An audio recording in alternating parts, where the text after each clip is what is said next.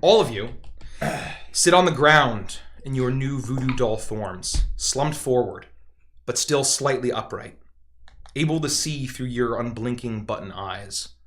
Your thoughts are your own, but you are completely immobile in the darkness of the crypt. The thick layer of clouds in the open sky above you move out. Oh, thanks for the sub, Her1Can3. Thanks for the... Thank you. Really appreciate it, bud. As the thick layer of clouds in the open sky above you move out from in front of the full moon, until the chamber is once again illuminated. In front of you are the shattered remnants of the skull medallions that had just been erupting flame minutes before. Time passes, helpless to assist your friends or even yourselves. As the finality of your fate begins to set in, you see a flash of blue in your periphery. One by one, each of you feels a repetitive cold sensation on the tops of your head. And then you hear a bark echo around you. Overhead, bounding into sight, you see the floating canine specter, Virgil. Several moments after each of you are licked by the ghostly dog, you begin to feel the stiffness of your limbs loosen as you're eventually able to move. Awkwardly, but move you do in your doll form, even feeling like you might be able to speak. Virgil floats over the doll and pauses briefly. The doll that resembles Emiria gives it a few sniffs and then turns around without giving it a lick. The dog yaps at all of you and tilts its head toward the door that you came in, before bounding off behind you out of the room and back up to the stairs you came down from. I've always wanted to play Little Big Planet in real life. So wait, we're able to move. You're able to move, and these are your character sheets. Could you pass that down to Nick? Oh, can I show mine on Could you pass that down to Rich? Here. So here's my Avantris. No way. Oh, Sophie's so cute. Also, Derek, I'd love to know why you only gave me one eye, but I love it. This is amazing. So those are your character sheets. And so not without D&D Beyond. Holy shit. Does anybody have plus to their stats? Because mine are all negative. You have all the same stats. Okay. I didn't know if you based it off of our... No. Okay, alright. So you all have the same stats. These are your new character sheets. Holy shit. In the time being. Alright, so I'm gonna, move. I'm gonna get up. Okay. Attempt to use my little beanbag legs to, move around. Little bean. I look at my hands and I say... Alright, well, this is definitely the strangest thing that has ever happened to us ever. Are we dead? I don't quite feel dead. Do I, am I able to, feel? Do I have, sensation? You feel my body? Yourself, and it's difficult to tell. It's a very strange sensation. You are feeling the coldness inside of you, which you can feel to be the strange mossy texture. You feel the roughness of the burlap. It doesn't feel like anything like having skin, but there are sensations that you're getting. You feel the coldness of the ground and the stone beneath your feet. Well, I'm gonna say that we're not dead, but this is definitely has to be some horrible, horrible nightmare of very powerful magic. I want to look over at Emiria. Is she just laying there? You look over at Emiria and her small doll form with these small little horns kind of curving down made out of these curled sticks. Incredible. Slumped forward, eyes facing forward, just like all of you were until just moments ago. She's not seemed to be moving. Are you two fine? Are you alive?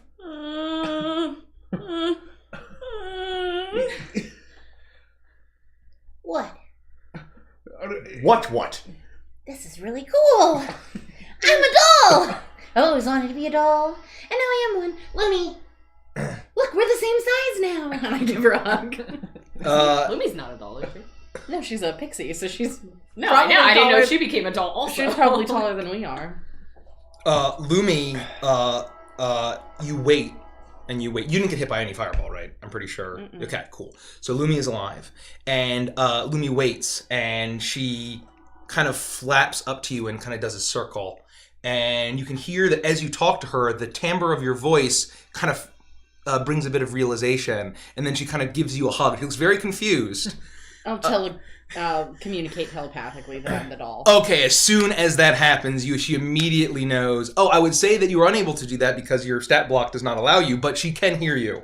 That you feel that the telepathic link that you have is not quite firing, but Lumi does recognize you and gives you a hug, and she's very happy to see you. I'm gonna awkwardly beanbag shamble over to Amiria and say, Amiria, are you all right? And I'm gonna beanbag poke her. You poke her with your stubby, beanbag arm. with your stubby, mossy beanbag arm, and she leans over and falls to the side, and just kind of slumps. Oh shit, guys, we have a problem. Amiria's not here with us. Amiria! And I begin to, hit her a little harder with my stumpy beanbag hand. You do that. Just, not full on slapping her, but, trying to... Yeah, you're giving her the beanbag slap. And I gotta go. And you're trying to get her. It's like someone waking someone up from a deep sleep. And... can you make an insight check for me, please? Yes. Oh shit, my new stats are here. Yep. Thank you for printing this out like this. And you can thank Derek. Derek designed that whole business. You need a bomb, dude. Insight. So I got a 12 minus 2. I got 12. Okay. So you look in, and there's something about she has both of the buttons on her eyes, and they're staring out. And there's something about the reaction that you get. There's a tiny bit of stiffness and resistance to what you get that seems as if she's resisting your hits, and that there's some sort of recognition, but an inability to move or speak. It doesn't seem like she's completely lifeless. I'm concerned. I mean, I guess she's not dead, but she's not fully here with us. Well, we need to bring her then. I go to pick her up. Okay, make an athletics check. Oh, God. Wow. So, 16. 16. With the 16, you heave down with both of your mossy arms. You manage to heave up the doll of Amiria and slump it over your shoulder. Your yarn beard getting pushed to the side by her dangling doll legs. You got it? Are you okay? Are you all right? It's a lot harder than I expected. I feel so weak, but I think I've got her. Maybe we could call Virgil back? I don't know why he didn't seem to like her very much. Did he not? He didn't like her. He didn't like her. He did not. Okay. Does she smell weird? Is I- she like a fecal deck? I touch my face. Oh my God, I don't have a nose. I Can don't we either. smell? That's an interesting thought. No, you cannot smell. Can't smell, so we can see. You can Does she see, feel and you can squishy? feel, and you can hear. She feels did like she feel us. normal when I was like? I would me say or us? it's very obvious to tell that she feels just like the rest of you. Okay. There doesn't seem to be any differences. I don't feel full of shit, so. How do we get out of here? I'm gonna shout Virgil's name as loud as I can. Virgil! Make an animal handling check. Could be worse. Oh God. That'll be wisdom. Animal handling. Oh, husbandry. Yeah, -2, 10. No. 10. You're calling out to Virgil over and over again, and you wait, and you do not see him, but you hear a loud barking echoing down the stairwell. Well, oh, the cup is gone. Okay. I guess there's really no reason for us to sit here. We might as well start making our very slow exit out of this horrible mansion. What about my weapons? Where are my weapons? Oh my God. If I lost Edward's final chapter already, I'll never forgive myself. Are they like on the ground or anything, or are they Nope, just they are not mysterious? around you. I would say that you've seen Sylvie polymorph people before and the like, and that their items Anything get on their polymorphed person? into them. Okay. Yeah. get into the new form. Well, so is there a new stairwell down that we haven't taken before? No, it's just No, back just the way the we came stairwell up. back the way you came up. It's going to be tough to get Emiria down the stairs. I would suggest maybe not rolling her down. Maybe we can work together to get down each step. Well, are we going? You're going back up. up. I'm gonna I lied. We're punch going my back own up. arm and see if I feel it. Do I feel that? Everything I said. Make but an in attack reverse. roll on yourself. Sorry, I didn't. I wasn't prepared. You wasn't prepared. 3. You're kind of hitting yourself, and you feel that if you hit hard enough, you might be able to feel some kind. There's something unpleasant about it. Okay. You're not quite sure. It's not the same synapses firing and the like, but you don't care for it.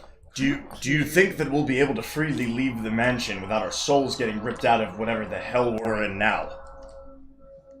Well, we have no choice at this point. I think we just need to go.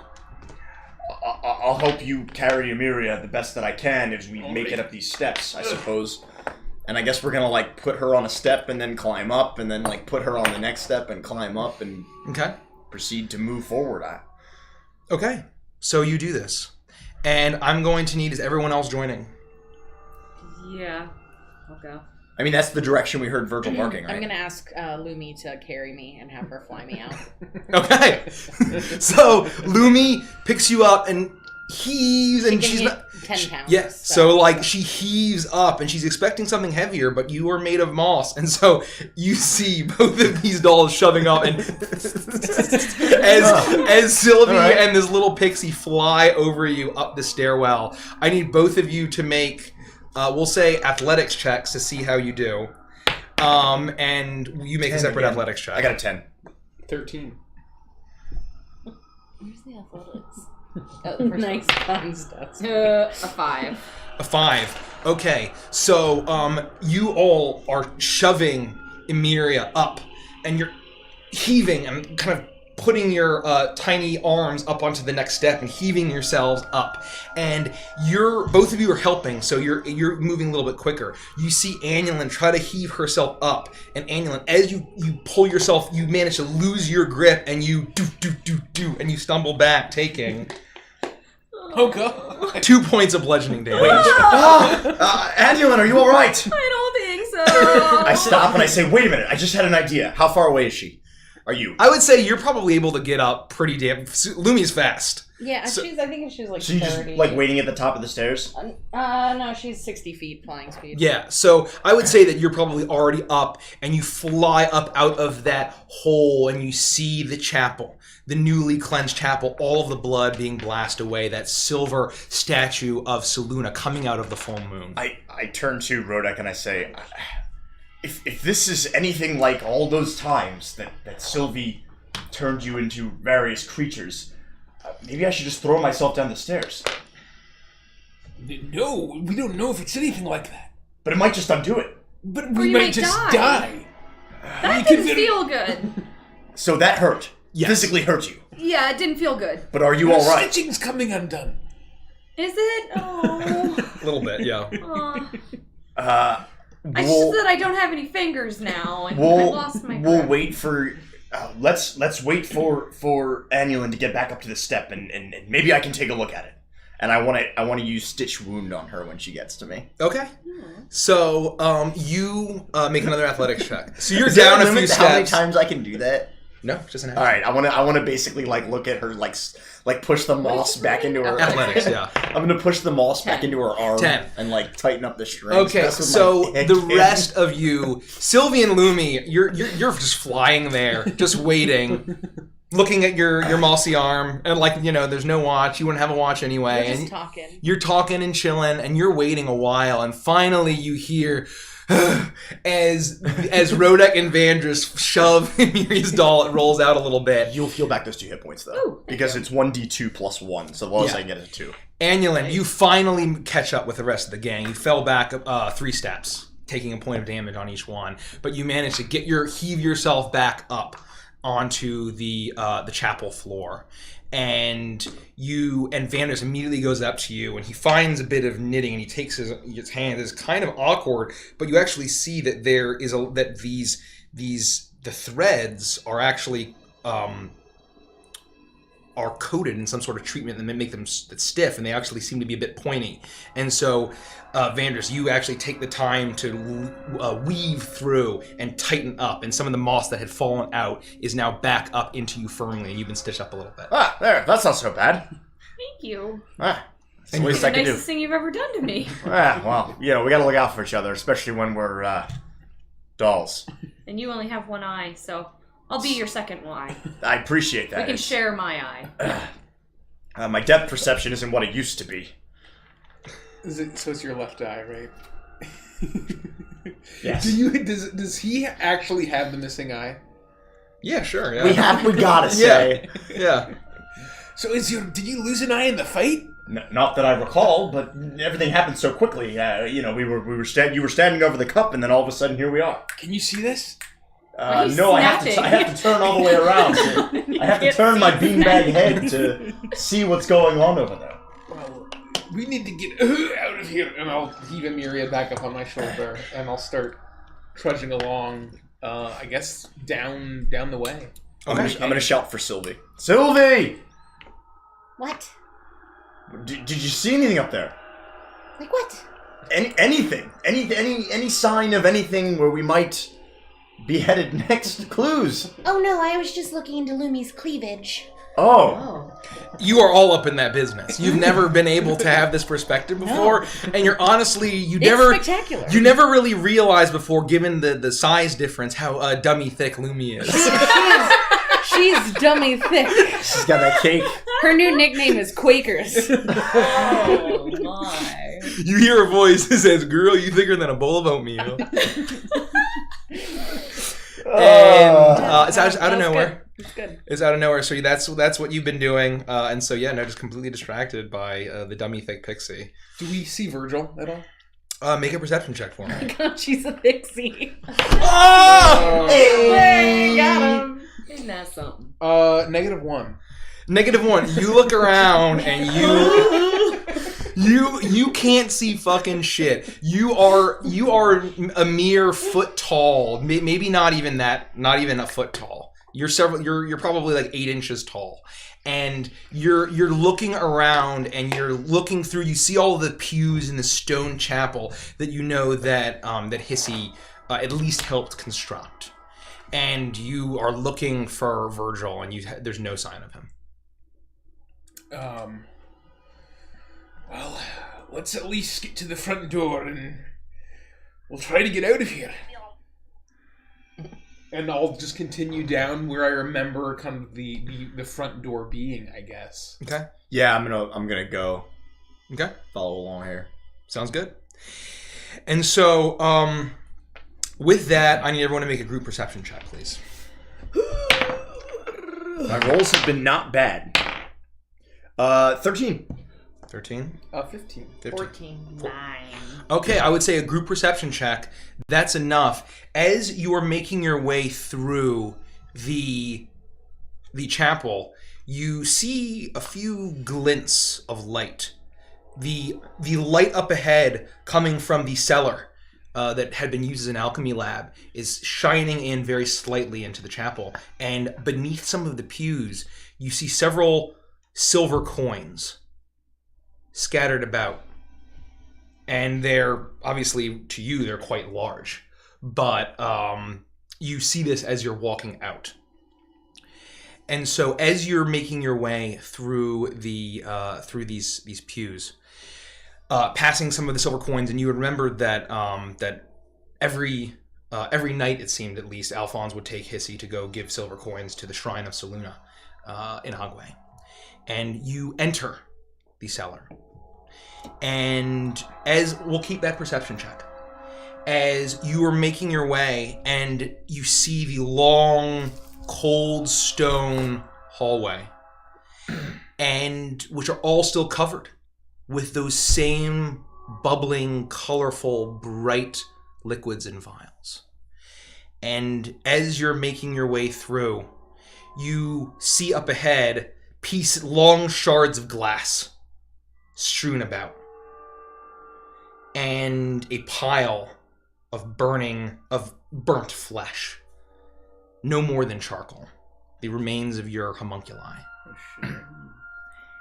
I'm gonna walk over to one of the more manageable shards of glass and like pick it up and like try to like look at myself with my stubby beanbag hands. Okay, I would say you do that, and with being able to catch the right bit of light, you see a doll that looks like clearly a voodoo doll, but with the way that the yarn of your hair is assembled and the like, it looks like a very crude approximation of you. Are we able to grip? Like, I would say that you're able to kind of like crease the ends of your hands. Like, like that. Yes. So we can like fold. Okay. Yes. I'm gonna look for a more of a slender piece of glass. Okay. Make an investigation check. Investigation. 14. 14. Okay. You go around and you actually find a number of these long pieces of glass, and you're able to grip it and you swing it around a little bit. And should you decide to use it, your damage will be 1d4. Yes! And you have plus what is it? +2 to attack. What do you have now for +2? Right now. Oh yeah. What's the Plus attack 0 bonus? to hit. Plus Yeah, plus 0, 0. so it's +2 now with that. All right, so I wave it around, I poke it with my one eye, and I say, "Well, it's no rapier, but it might suffice." Against what?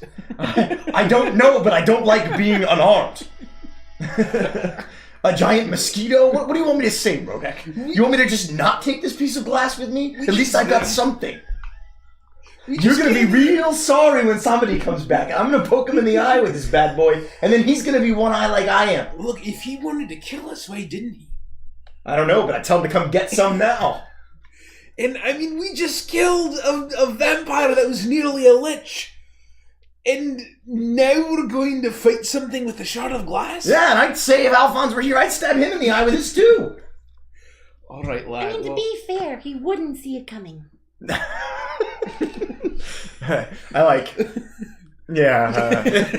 As you say that, you hear the sound of scraping and the sound of scratching.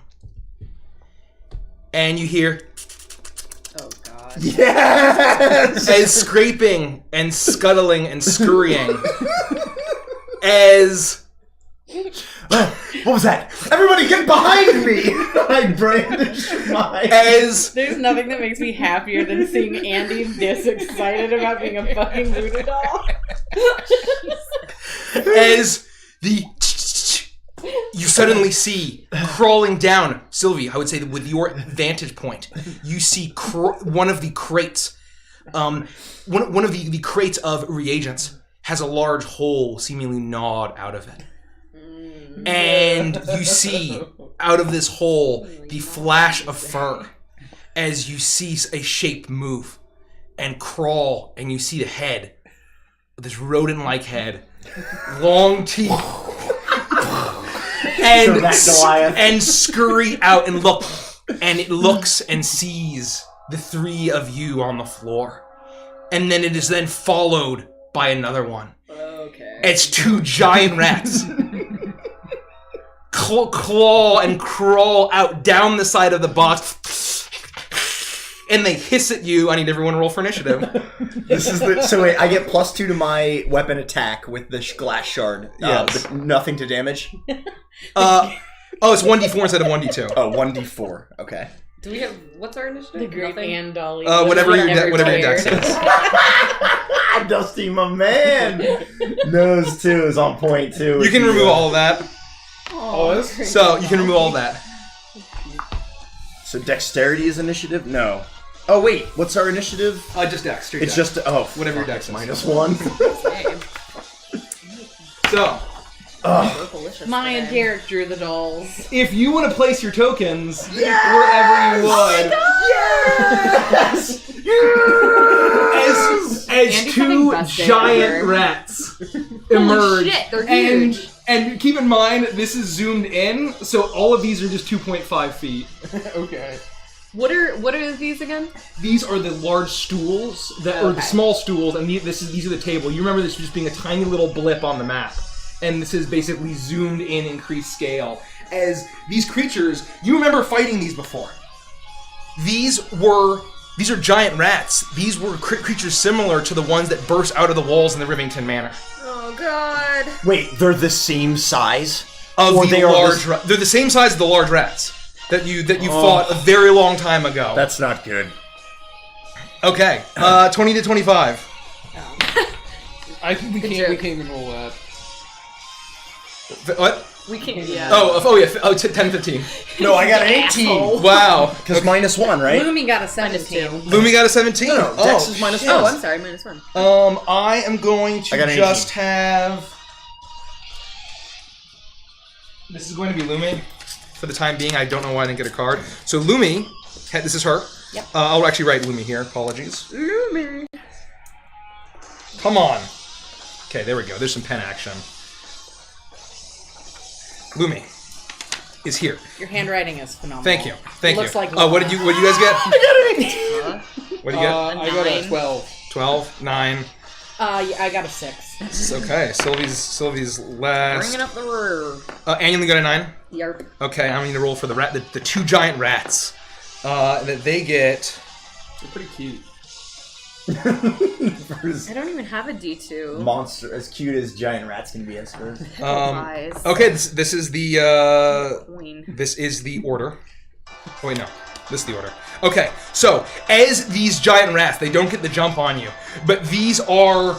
You're quite aware that these would just be small creatures to you in your normal form, but with your small size, they are large creatures, and they are. And they are sniffing as they are just desperately trying to get at you. Their eyes are wild and red and beady. Lumi, you're up. She's gonna fly within Oh, 20 can you feet, go and to- she's gonna cast Scare on number 1. Okay. What do I have to roll for that Within business? 20 Within feet, 20 so feet, it's like so... right And well, no, this, 'cause it's I will double. not have an action this Oh, is turn it? because she's doing Wait, this. why is it Okay. double? These are all That's fine. 2.5, That's fine. right, Mike? This is Yes, it's all 2.5. Oh shit! I there's nothing I love more than D&D than less than ideal situations, and this is like, The least ideal. oh, I love this so much. You have no idea how much fun I'm Could having right not now. be. A wisdom saving throw. Wisdom saving throw. That'll be a 12. DC 10. They. Oh. She's a pixie. Okay. So Not useful. Lumi flies in. Are you sure that that's the case? It's a 10? We'll have to talk about that. So she flies in, and She's you got 10 hit points. Like. and, worthless. and finally you're all about her size. The It's most very useful she's ever been. it's about very and I would say that she'll get her own initiative because you're not using your standard. You'd still enjoy an action. She's just basically helping out on her own. Cool. And so she flies in and she goes, and the rat just kind of and hisses It actually back. scares her. Yeah, She scares a little bit. It doesn't. backwards. Very close to that. Very close, almost. Vandris, you are up. I turn to Rodak and I say, "Well, there's your answer, Beardy," and I run at the rat. Now hold on! And I attempt to stab the rat in the face with my glass shard. Okay, you do that. Thank you, Mayo. I got 11. Oh, thank you. An An 11. An 11, it misses as the rat dodges out of the way with your. And I'm like, "Oh, this is harder than it looks." Do you add your +2? Yes, that was Okay. a 9. I got a Okay. 9. Okay, cool.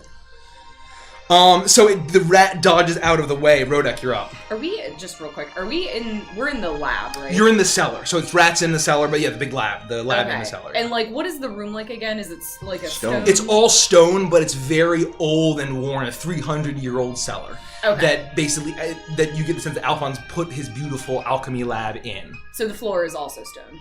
Yes, it's all stone. No, it's lava, actually. What is this thing here?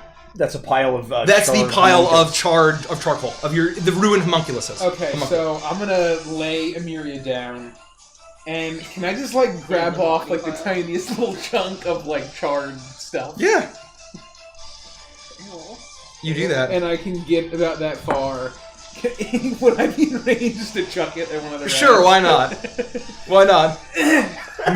Roll +0.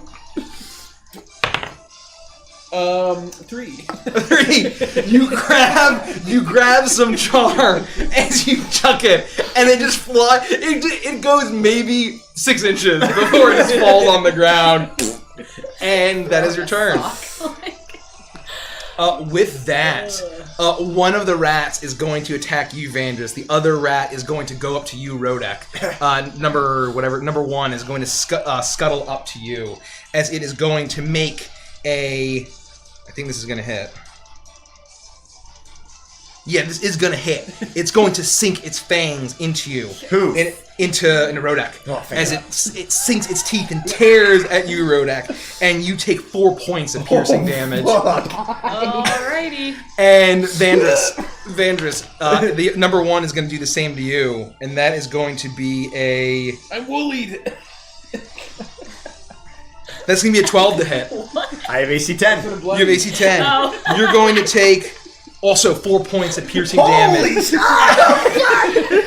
it tears at, and you see their teeth and then, and they're eating the moss. I don't care for it. Annulin, you're up. Okay. So I'm gonna run past the pile here, and do I see any, like, whatever homunculi have had bones? Yes. I'm gonna see if I can find a bone in the char. I would make a quick investigation check. 16. I would say that's very obvious. You see a bone just sticking out right, and you'd be easily able to grab it before you go in. Hey, that's my femur! So I'm gonna, just pick that up and kind of walk whichever one I can get to. Is that... Do I have to do that? Yeah. I'm just gonna baseball swing with a femur. So that'll be +2 to attack, and it'll be an additional... It'll just be a D4 in bludgeoning damage if you hit. As you pick up Vandris's femur, Vandris's homunculus's femur, and you're just gonna swing in. 12 to hit, that's gonna barely hit. I missed as you swing in, and you hear a loud crack as the tiny bone hits the rat's face. Roll 1d4. Just 1d4. 1 damage. 1 damage, okay. We're gonna beat you on number This is gonna be a 1. longer fight than Alphonse fight. If we don't get eaten alive first. As you hear a and it does a little bit of damage. Okay, Sylvia, you're up. I'm gonna... Well, I'm flying with Lumi, so I actually can't do anything at all. Oh, so you're like she's Yeah. still holding you. Okay. Yeah. Okay. So, that'll be my Spit turn. at it. Okay, so you're cheering on. Lumi, you're up. I don't have spit. She's going to fly back in. You could hold your action if you want to wait until you're in range. Yeah. She's gonna dive bomb you. Huh? You could hold your action to attack when she gets you in. both attack. If she like moves you in range. Yeah, so, well, can I hold my action then to stitch up Rodek? Yeah, you can hold. Yeah, for sure. So, and so when she gets in range to attack, while she's attacking him, I'm going to be stitching up Rodek, because she's just holding me from my head. Yeah, okay. From She's my just hair. grabbing your little big planet head as you fly in. And so Sylvie grabs your stitching and heals you for whatever the What is it? I think it's just 1d4. 1d2. 1d2. So roll a D6 is 6 evens and odds. Or 2. yeah, even D4 4. and then have it, right? Yeah, so 2. 2. Oh, that works too. So 3. nice. And then she is going to Fey Touch this mofo for a 16 to hit. Yeah. That'll hit. What number is that? Huh? What number is that? Whatever. Number 1. Okay. And that's going to be 6 piercing damage, and then it has to roll a con saving throw. Oh, shit. Number 1? Yeah. So Lumi just flies in and Sylvie's like, and you see Lumi raise her hand, and the rat falls to the ground dead. As Lumi bitch slaps the rat to death. Good job, Lumi. Thanks. And then I'm just gonna stitch up Rodek. And so Rodek gets stitched up for 3. You see Lumi's or Sylvie's hands as she's being grabbed after bitch slapping. I would say to attack. Is that fine if she drops you on the ground so she can attack? Sure. Okay. And she can pick you up again next turn as a free object interaction. And so with that, Vandris, you're up. Oh gods, there's moss everywhere! And I try to stab the rat again. Okay. 15. 15, that'll hit. Roll damage for number 2. 4 points of damage! Right in the eye! You stab the rat, and it lets out this, and you see the blood just running down its eye as you deal 4 points of damage, and it hisses. And I dance around on the other side. Ha ha! I'm getting used to these legs! You stupid shard of glass. If I dance, it's like. I'm like bounding around him like awkwardly. Come get me! Your moss is falling out every time you move.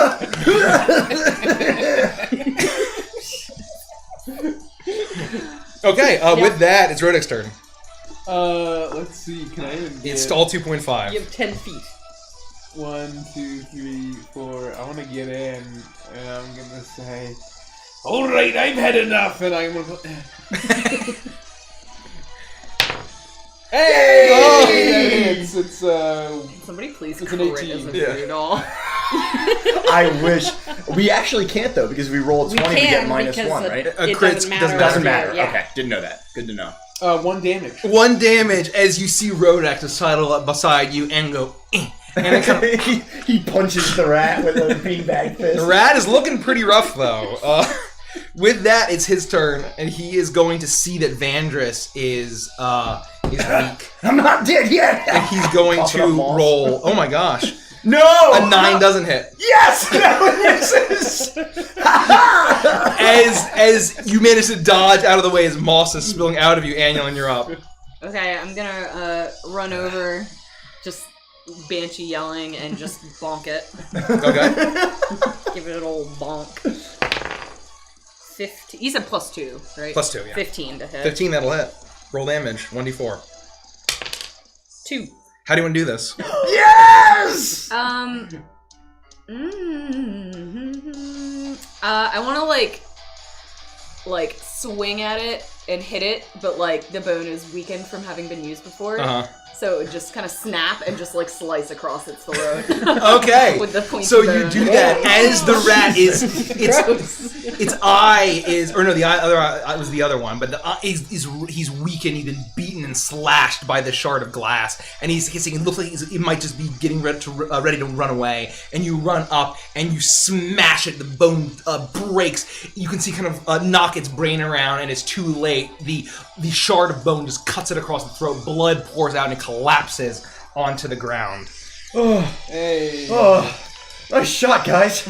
And you laughed at me for picking up that shard of glass. Can we get out of here before more show up? I walk around. I start. Blood soaking into my feet. I'm Very collecting my absorbed. moss from off the ground. I'm like collecting. There's rat blood soaking into all of you I'm guys. gonna go over and start stitching up his wound. Okay, Sylvie, Thank you, Sylvie. Lumi picks you back up, an air support medic. 3 health. All right, so I'm up to 7. There you go. So air support medic, as Sylvie managed to stitch everybody up, and you're standing these 2 giant rats all around you. I loosen one of the stitches near my waist, and I slide the glass shard into my newly formed, I guess it's my skin, but now it's also a glass shard weapon sheath. Okay. So I have it on my belt. You do that. Well, I'm not going to say I told you so, but... this brings back a lot of memories. So I know you're Voodoo Dak and you're Voodandris, and I'm Sil Voodoo and you're Manual Hands. Is Amiri all right? Has she moved at all? I take her and I just try to shake her a little bit. You shake her a little bit. She hasn't moved at all. She's covered in some of the soot from the homunculi, and she's stained a little bit, but she's fine. I walk over and I want to try to, like, wipe the soot off her face. You do it. Make it a dexterity check. Why not? I got a less than 0. I'm sorry. As you're doing it, you're smearing it on. Your hands are filled through the rat blood, and you. Oh, Miria. Oh, I'm sorry. I was just trying to help. Knock one of her eyes off. Oh! One of her horns, actually, the little stick horns, kind of cracks a little bit. No! So it's kind of hanging, dangling a little bit. Oh, gods, I'm sorry, Amiri. I was just trying to make sure you were okay. She's gonna hurt me for that one. She'll never know. Let's just get out of here. All right. Okay. I'll take the lead if you want, since I have my trusty glass shard. We should probably move quickly. I agree. I don't want to play with rats anymore. So, as you walk around, your eyes glancing over to where the boxes and the barrels all along the side of this alchemy lab, this cellar, are. Your eyes drawn because of the rats that crawled out of there, making sure that you don't see any movement. And nothing else disturbs you. However, you see a number of crates that are stamped with the symbol of the serpent eating its own tail. And in red ink, it says for Nuit Blanche. And there's several crates of these. And as you're making your way past, you leave the remnants of your homunculi, and you hear echoing down the stairwell. As up ahead of you, you see the long cellar stairs that go all the way up to the attic. No way to go but forward. So wait, so we see something's marked for Nuit Blanche? Yeah. Hold on. And I'm gonna run over to it. I'm gonna look in and see if this is what he was serving people. Could you make a athletics check to see how well you get up into the crate to look in? Can I just fly over 12. and look at it? Yeah, you could also do that. And so as soon as Rodak, you wait and you watch Rodak, and he's heaving and huffing, and then and Sylvie just looks down as you finally get in, and both of you see rows and rows and rows of files filled with no more than a shot of this shimmering silver liquid. And they're all corked. As they're all just packed in perfect rows, and it seemed to be stacked upon stacked upon stacked upon stacked. Well, what do you see? This must be what he used to kill everyone and steal their souls. Do you want to drink one? No. No. Not even a little bit. And I would like both of you to make an Arcana check. At advantage. Hey, got one more. 15. 11. I would say both of you would remember. Actually, you both saw this. You remember this liquid looked very similar to something that you've seen before. When you were invisible in Regara's office, you remember Alphonse walking into the room and offering the girls that were there, as if he was a gentle savior, a silver flask.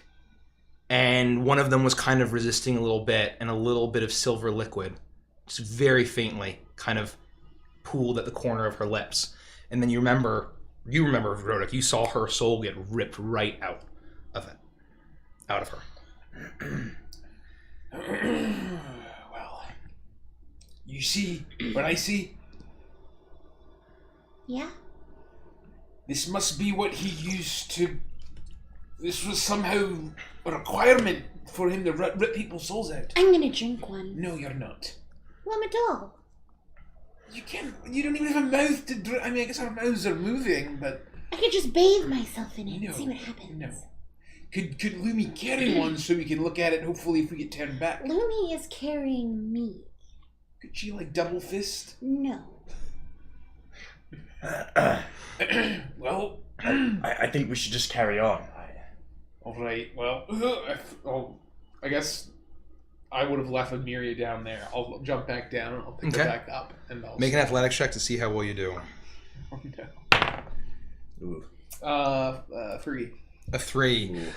You manage to get Emiria up, but she's very cumbersome, and getting up these stairs, these very long stairs, are going to be quite cumbersome. Do you want me to just have Lumi carry Miri up the stairs? If you wouldn't mind. I'm surprised it took this long for anyone to suggest it. And then I'm gonna have her put me down and carry So she Emiria gently upstairs. places you down, and she gently grabs Emiria and is effortlessly able to heave the doll of Emiria up. And she is basically flying, just staying with you guys as you are all going to attempt to go up the stairs. Yeah. I would need everyone to make a perception check and then also an athletics check to see how well you do getting up these stairs. Ooh, my perception's good. 15 for perception. Okay. 13 perception. 0 for perception. 12 And then for what was strength. the other one? Athletics. Or So athletics? let's do the other two okay. perceptions. 11. I got a 10. I'll say both of you see. Do you remember that this stairwell's very, very, very, very long, and you see it's going to take you a long time to get up to the top. But it's almost pitch black at the very top, but you do see a faint wisp of glow kind of darting around of this spectral blue of a similar color to Virgil. So, and then athletics checks from everyone. 16. 12. 11. 12. 12. Okay. So you all are taking your time. You're heaving yourself stair after stair after stair. You're all staying together. Meanwhile, you hear the buzzing and fluttering of wings as Lumi just kind of slowly flies above you as carrying the crumpled doll form of Emiria.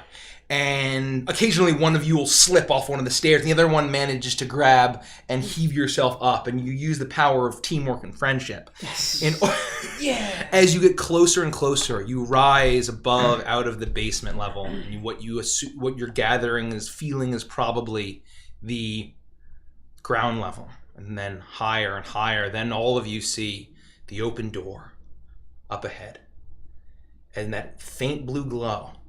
It's the light at the end of the tunnel as you're heaving yourself in your tiny blue form. And again and again. And finally, you reach the landing. That you remember that this was very makeshift and very rickety, that each step from even some of the lighter folk were somewhat treacherous. In your doll form, you occasionally get the occasional splinter that you have to avoid, but this carries your weight very, very, very easily. It's finally, as you heave yourself to the top of the staircase, you see the dusty attic in front of you in this little landing. You remember that secret door still slid off to the side. You look out in, and you see Virgil kind of just floating around, sniffing around, the window on the far side illuminating the room, the full moon now sinking past its zenith, as you see the stain of the six-pointed, jagged, strange-shaped star and the three interlocking triangles. Virgil? I'm gonna see if he'll come down to me.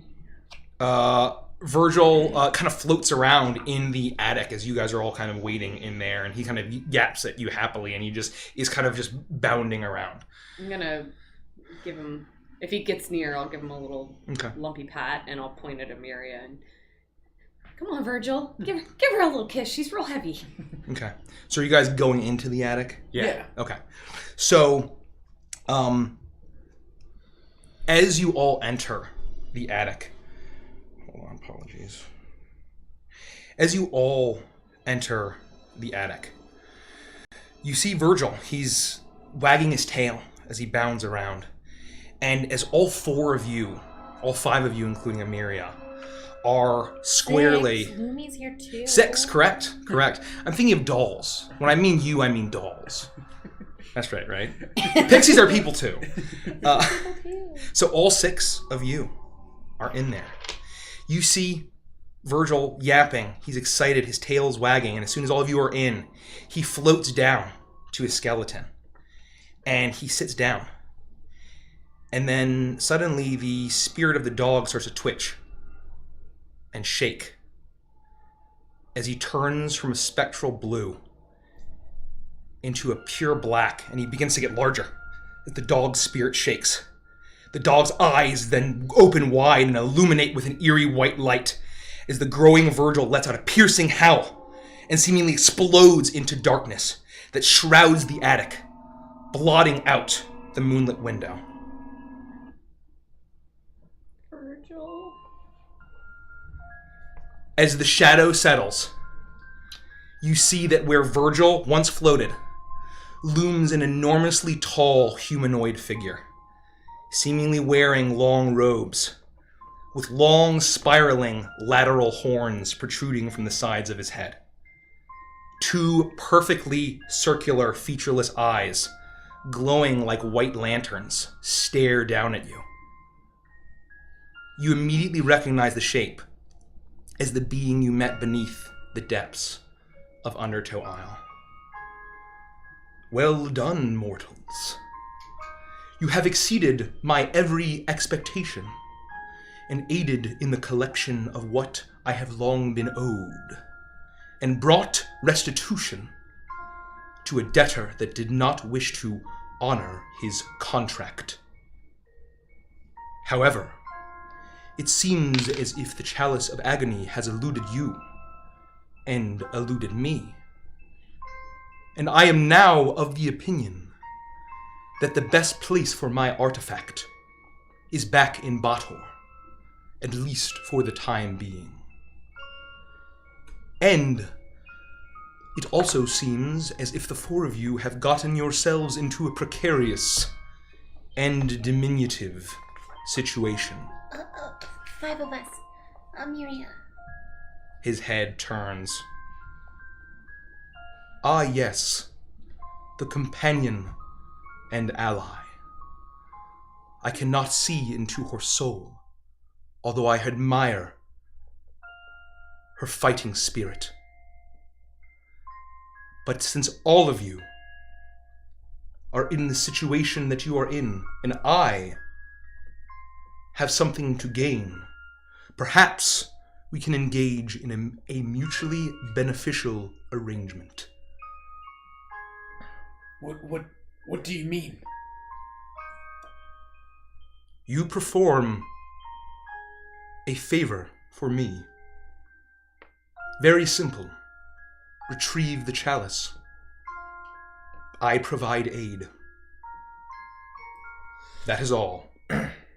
Now, I don't mean to be presumptuous here, but you've already provided us a bit of aid in the past, and the power makes me a little weary. I just would like to know a bit more about who you are. Indeed, I have. It makes you uneasy, you say, but has it not proved useful? It has. Then what is your question? I think he wants to know who you are. You may call me the Cloven.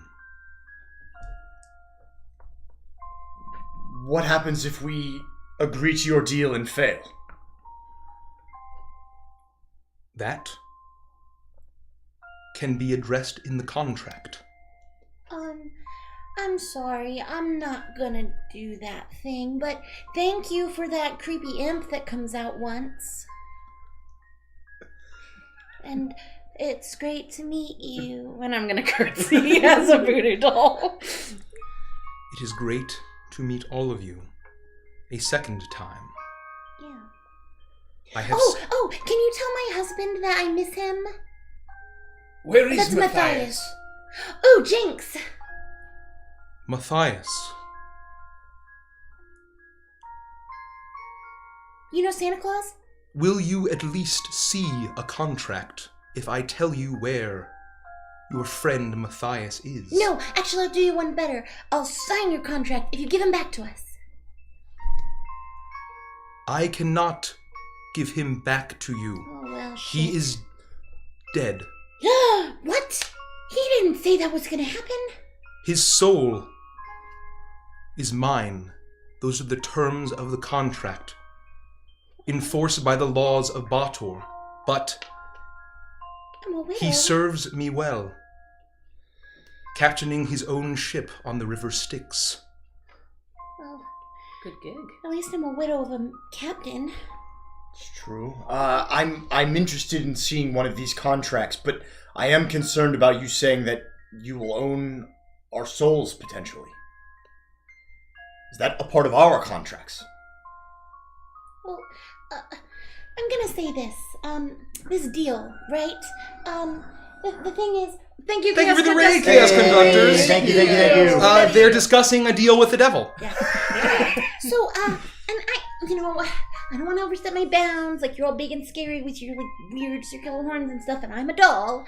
But this deal, it doesn't really sound beneficial to us. It's, it's reminding me a lot of Guru, again, that do this thing that I need help with, and I'll help you do it. And that doesn't sound like a deal to me, like that whole, with Titania, right? It was, I'll give you amazing powers if you do this thing. And I was like, well, I'm kind of boring right now, so yeah, I'll do it.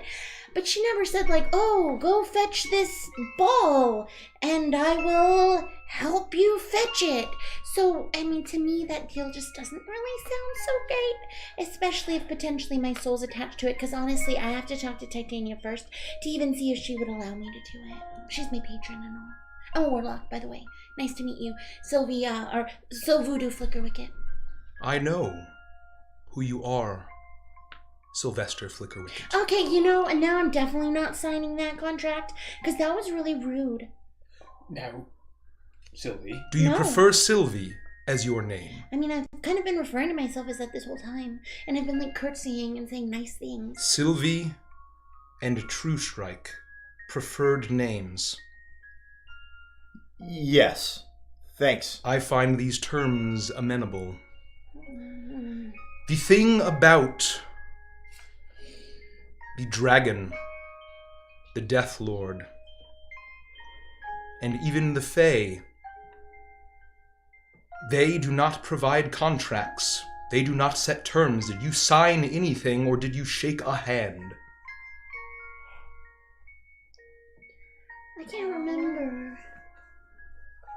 No, but I agreed to her terms.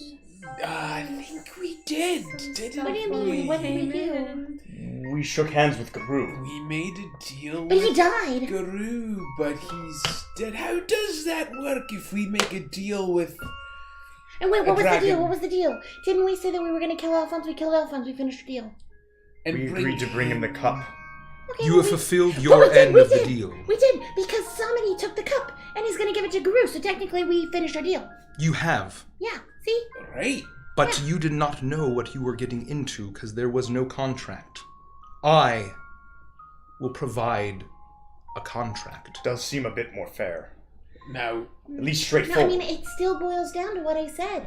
He's literally saying, here, go fetch this ball, and I will help you fetch the ball. What do we get for this? Let's hear him out. As you ask that, he waves his long, spindly fingers, and you see a puff of hellish fire go back and forth as a long, infernal-looking piece of parchment appears. There's long, jagged script written all along this thing, but you can clearly see that it's written in common. As Oh dear lord. it hovers. Mike, what the hell? Did you go get actual legal counsel? It hovers above you, and you are all able to read the contract. Can I read it? You may. It is long. Oh, do you want me to read it out loud? I'll do it. Don't skip any parts, okay? You may read it. Annulin, shut up. Don't look over my shoulder in case I wanna. Oh, I Proceed. thought there was more to that. You may read it. Okay, there was like Beetlejuice, Beetlejuice, Beetlejuice, and you had to say it 3 times. Cloven contract. Time is of the essence. Oh, well, oops, sorry. Time is of the essence as to all terms of this contract. This agreement, herein referred to as offer, signed on the date of offer, as writ in the common tongue, between a long line with nothing written on top of it, a parentheses, the signing party, in quotes, in parentheses, the long line, nothing atop it, the cloven, long line, nothing atop it, in parentheses, and quotations, cloven, who hereby confirm and acknowledge by their initials and signatures. Oh, that's where initials and signatures go. Cool. Signatures herein that, in consideration of the mutual promises and covenants set forth below, and other good and valuable consideration, the receipt and sufficiency of which is acknowledged, the parties agree as below. Wow, I don't understand any of this. 1. Agreement.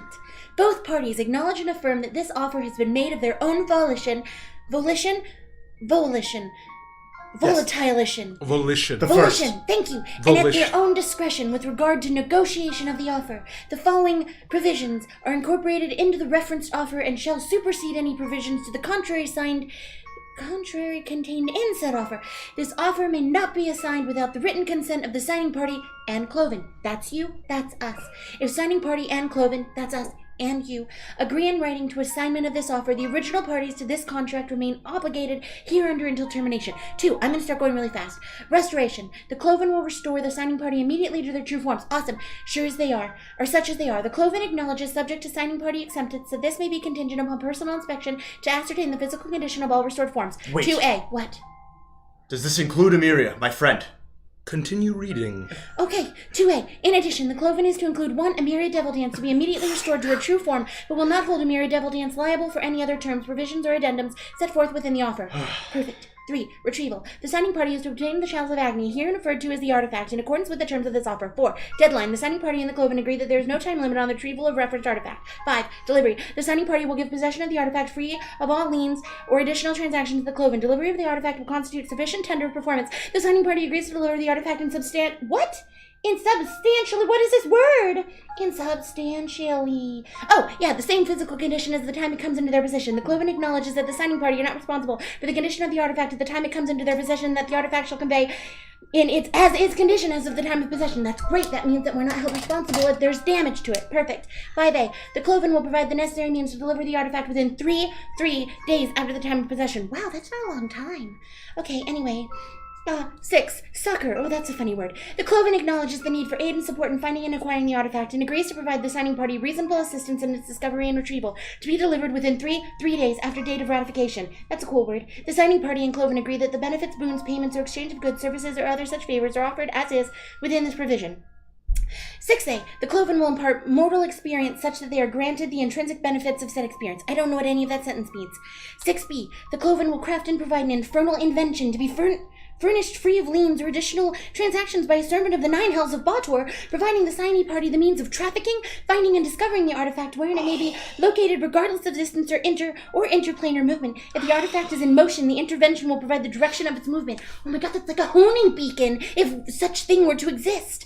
6C. The Cloven will provide the signing party infernal powers and abilities drawn from the souls of the signing party. These powers bestowed upon the signing party shall be singular powers granted by the Cloven to each member of the signing party. Their powers may not be wielded, armed, or otherwise used against any devil, archdevil, or other such inhabitant of the 9 hells or Bator. Oh god, I think we're going to hell, guys. 7. Damage or loss. The risk of damage or loss to the signing party by injury, acts of God, or other casualty remains the responsibility of the signing party until the execution and conveyance of the artifact to the Cloven, and shall be liable to fulfill their obligations of the contract despite any force major event, including but not limited to acts of God or the deity level entities or of any alignment, war, riots, civil unrest, fire, floods, earthquakes, or other accidents.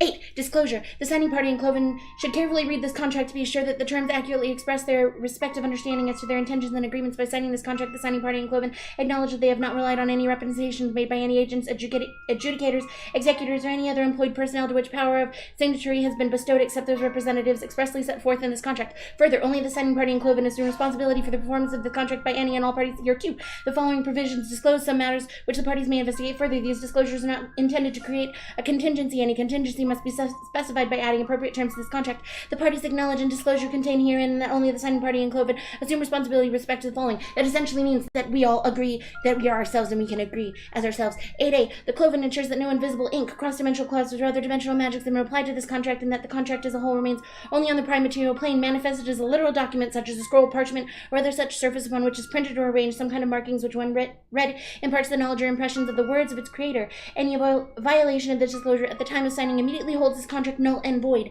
8B. Pact Primeval. In accordance with the Pact Primeval as adopted by the 9 hells of Bator, this contract shall be governed and enforced by the laws of Bator. That means no other laws really matter. 8C. Any failure to enforce any term of this agreement or require the performance of any obligation under this agreement shall not prevent any subsequent enforcement of such terms or obligation or be deemed a waiver of any subsequent breach. 8D. Holy shit! The Cloven makes no other representation and extends no warranties of any kind, whether express or implied, oral or in writing, in fact or arising by operation of the laws of or otherwise. The Cloven assumes no responsibilities whatsoever other than set forth explicitly in this agreement. 8E. In no event will the Cloven or any of its agents, assigns, affiliates, worshippers, vassals, or minions be liable for any incidental, special, consequential, exemplary, or punitive damages arising out of this agreement. 9. Termination. The terms, provisions, and addendums confined herein are for the use and purpose of obtaining a mutually agreeable and binding contract, and shall be deemed satisfied and will terminate upon ratification of all provisions herein perpetuity, signed by the agreed upon parties under the laws of the Pact Primeval. And then there are 4 spaces for our signatures. Do you mind if I take a look? Sure. It didn't make any sense to me either. But I think it boils down to we have to agree as ourselves that we're going to do this. They'll provide us a honing beacon. We also get special daily abilities. We're not responsible for the wear and tear on the device when we provide it. We have to do it within 3 days. Our souls are not forfeit, which is cool. No other extraplanar entities can do anything to interrupt the contract. So, well, if we have any friends in high places, sorry, Titania, I love you so much, she can't help us. And basically, that's really where we're at. I have a couple questions, unless you have something to say first. I am here to answer your questions. I know you do not trust me. You are wise to do so. However, you have provided me not one, but 2 of the most treacherous souls I have encountered in the past millennia. You know yourself how treacherous Alphonse LeBlanc was, in life and in death. A soul that treacherous has immeasurable value. These terms are meant to be amenable and to see the restitution of the Chalice of Agony. I am here to provide answers to questions. So once we get it, throw all Fuck this you, out. leafy tree. That was amazing. My tongue is dry. Holy shit. Now, so what you're saying is that if we get you the chalice, you'll just take it away off the material plane. It'll be gone from the Avantris. Exactly correct. And our souls have nothing to do with this deal. Well, that's my question. What happens if we don't deliver the cup in 3 days once we possess it? The 3 days is a deadline for me. Oh. The device to track the chalice will be provided to you within 72 hours. There is no time limit for you to provide me the chalice. Okay. A Death Lord as crafty as this will require time and preparation. Sprinting in without thinking will not do anyone good, least of all me. Why aren't you interested in our souls? Your souls interest me very much. I have seen into them. I have heard your secrets, your love, and your fear. It has allowed me to craft special powers for each of you that are far more relevant and closer to the heart. Oh. Well, I appreciate that you listened to what I was saying, because, one of the things about proper communication is that you listen and you acknowledge a line and assure and you understand. But also it's a little intrusive when people don't invite you to hear those things. But I get it's fine, I'll give you a pass. Mr. Cloven? B. Cloven? How should I address you? Either is fine. Thank you for the cheer, Winnie. We love you. Oh, thank you. What was your deal with Alphonse? Is this how he met you? And I'll point with my disgusting little stubby hand. Nub. This is how he called upon me. When someone commits such atrocity, of such unbelievable treachery and corruption, that is a soul that I desire, a soul I wish to torment, to use as currency. So that's why his soul was valuable, because he was so treacherous. Immeasurably. And is this just because he's valuable in where you're from, in Botwar? I will give you this information.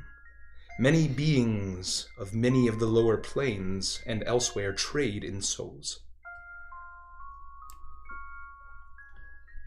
But for as valuable of a soul as Alphonse was, I am mostly glad he was brought to justice. Not for all of his atrocities he committed, but thinking he could outrun me. How did he elude you for so long? By using Solaris to use a succubus to turn him into a true vampire. Something I did not foresee. Well, go on. Is there any way that we can know what this power is you're going to bestow upon us before we sign? I can tell you they will be beneficial, pulled from your souls, your memories, your experiences. Everything I have learned since we last met. And again, I'm just you either get the cup or we die. Is that the end of the contract? Is that what you're assuming? Our failure doesn't seem to have any outright penalty except us dying. Avantris, I think the point of it is that he's got all the time in the world and we don't. That's why I just want to be very clear here. If we die or get really old and crotchety and eat TV dinners together and can't get a cup, then That's just it. he can find someone else to do it. And I do not believe you are fully aware of what you are truly dealing with. However, allow me to show you what has already transpired. Oh no. Oh no. Oh and no. have set the pieces in motion.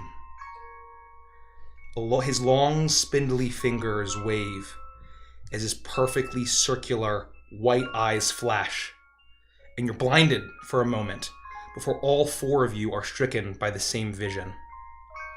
All around you is Upperwallow Swamp on a cloudy night. And I'm going to pull up some music. Oh boy.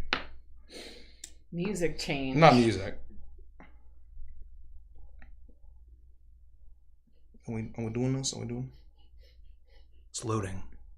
And so is my Ah. suspense. The suspense. Oh. jeez. Good lord, Mike.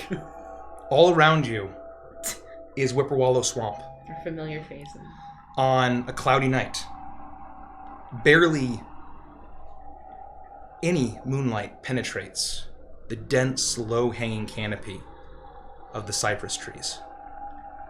But in the scene before you, eerie, magical light shimmers across the surface of the still water, as you see that poking out of the seemingly endless stretch of bayou are several muddy mounds of waterlogged soil, crowded with hooded figures that hold brightly colored candles that flicker in hues of pink, green, purple, and orange. All at once, the figures raise the candles up, and flames begin to get brighter and brighter and brighter as the hoods fall off of all of the heads, revealing the amphibious faces of bullywugs, painted in the effigy of grinning skulls. As they begin to chant in their native tongue and hop back and forth in a strange dance, magical energy shoots from their numerous candles to what you finally realize are huge chains anchored around massive tree trunks, running up the thickest branches and down into the water below. As the massive iron chains light up with energy, they begin to jump to life and constrict around the trees tightly, as they all, in unison, begin to pull. The chains coil more and more as the previously submerged links begin to rise from beneath the surface, dripping with swamp water and algae. With each passing moment, the straining chains pull faster and faster, until beneath the water, you see a huge black shape rising from the depths below, barely visible in the glowing candlelight. With a final heave, the water on the surface swells, and with a huge splash, a massive, unmoving form is pulled out of the swamp. As the foul water pours off of it, you see patches of black scales, exposed bone, and putrid rotting flesh, all together forming the corpse of a colossal black dragon. The corpse of Rugarul, the Voracious Doom. As a huge wooden barge, piloted by bullywugs, glides across the bayou to stop directly beneath the hanging body, you are ripped out of the vision, and your senses return to the dusty attic and the tall devil that stands over you. I'm ready to sign. I have 2 more questions. You have as many questions as you need. Do we get to keep the powers you bestow upon us if the contract is fulfilled? You do. Are there any negative side effects to using these powers as often as possible? There are limits to how often you can use them. But there will be no sickness or death befalling upon you for using them. You seem like you're choosing your words very carefully there. A devil always chooses his words very carefully, Avantris. Do you using the powers affect other people? Each of your powers is from your very soul. It can only affect you. We have no choice. We need to, and you swear on your word that God's forsaken cup will be gone as soon as we deliver it to you. It will be gone from the prime material plane. Forever. At least for now.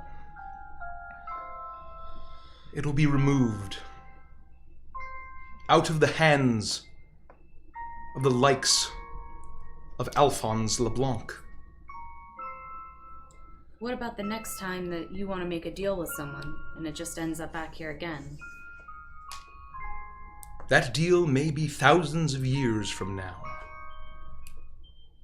And all of you will have long passed. I don't have any particular attachment or deals or pacts with any other gods, and while I don't think this is necessarily the most ideal situation, I'm ready to sign. Am I able to sign even if everyone else here were to back out? Or do you need all 4 of us? The term is the signing party. All right. I take the contract. I put out my hand for the contract. I guess Andy was And holding it all just kind of hovers around. And as you reach out, it hovers in front of you. And suddenly a strange, horrible black quill dripping in this tar-like ink appears in front of you. I'll reach out with my stubby beanbag burlap sack hand and grab it. You grab it. And with, I look over at Rodek, and I'm sorry. I hope this doesn't have any bad side effects for any of us. And I, really poorly, with my terrible beanbag arm, sign my real name, Avantris Aranon. You do that. And as you sign with your swoops and signatures, even though you have a stubby, clenched, moss-filled hand, your exact signature appears on the contract. And as you write, embers fall from the parchment and singe into the document. I've never practiced Avantris' signature. There's too much pressure. I can't do it right this second. Gotta let it flow from your soul, man. I'll call it next. I'll say, "This is for the best," and I'll grab the quill and I'll sign Rodek Stonehearth. Exactly the same. You grip it in your stumpy, moss-filled arm, yet your strong dwarven handwriting appears with your signature in common, directly beneath Avantris.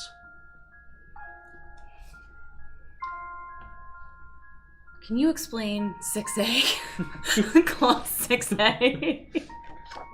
I, of course, know exactly what you are referring to.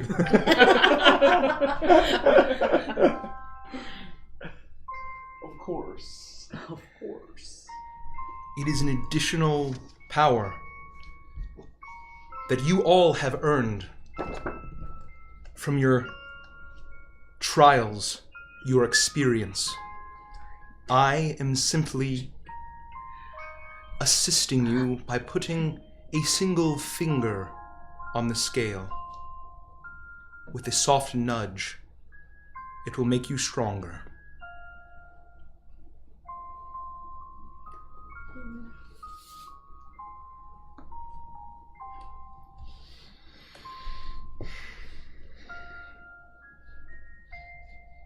Do you feel sick having signed it? Not in a physical sense, I'm more just concerned. I mean, I don't feel any different than the apprehension that I had when the contract was proposed in the first place. Although I will say that I appreciate the structure with which you do deals. It is how we do business. It is all our hallmark.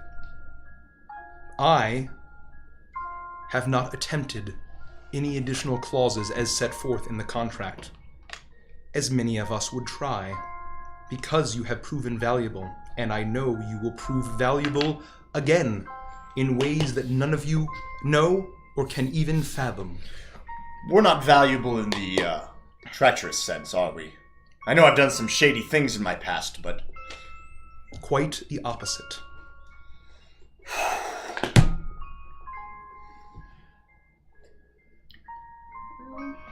Well, how do you two feel?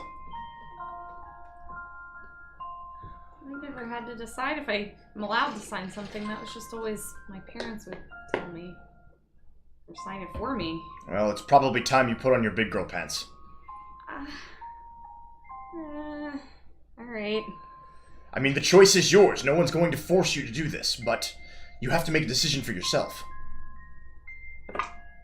Well, I don't want to be a shitty doll anymore. This sucks. Well then.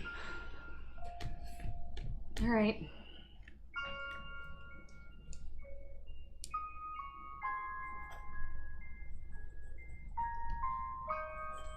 That's a beautiful signature, Annie.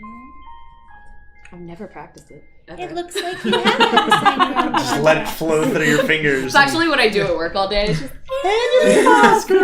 You see the swoops, the sweeps, the curls of Annulin's elven script, but written in common, her signature, there's one space that remains.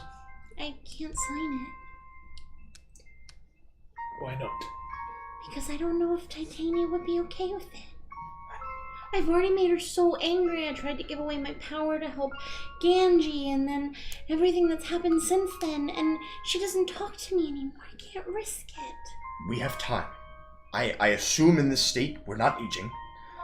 This gentleman here, this creature, is not going to go anywhere. Maybe you should try to talk to her now. I can't. She comes to me when I'm sleeping. It doesn't hurt to try. Rodek, bash me over the head and knock me out. No, I don't want to do that. Maybe... Lumi? Sylvie, your patron is a reasonable woman. Oh, I know that. She's wonderful. She would not fault you for signing such a contract. Your soul is not mine. You are not making a pact. Roll a persuasion warlock. check, DM. I'm just kidding. You want me to? No, I don't know. Plus $1 billion. Wow, I'm convinced!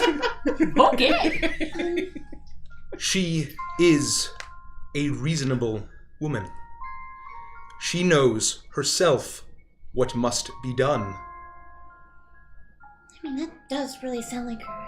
Do you guys hang out on the weekends? That's stupid. We have had correspondence. Oh my god, that is so cool. Can I touch your hand?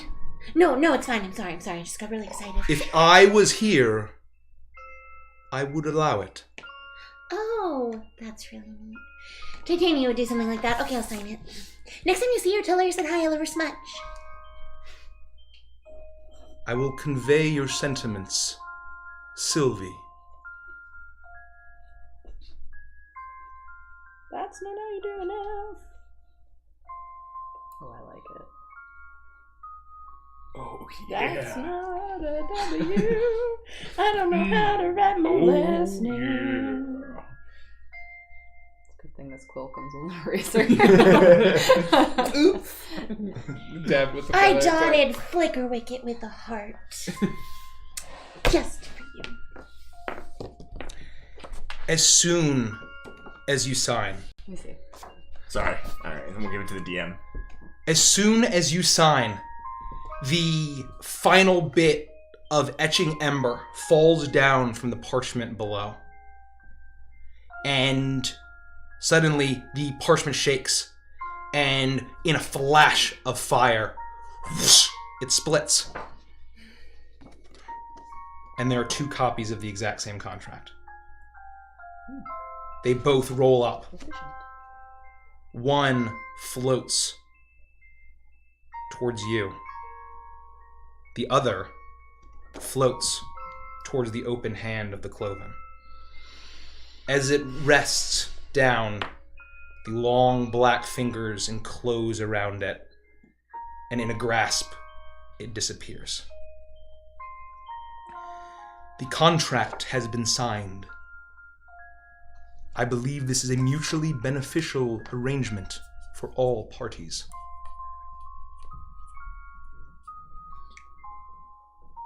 Do you have a question, Avantris? I do. I guess you probably could see it in my one good eye. What do you know about the hunger? Oh, that's a good question. You see, for the first time, a stillness and a pause.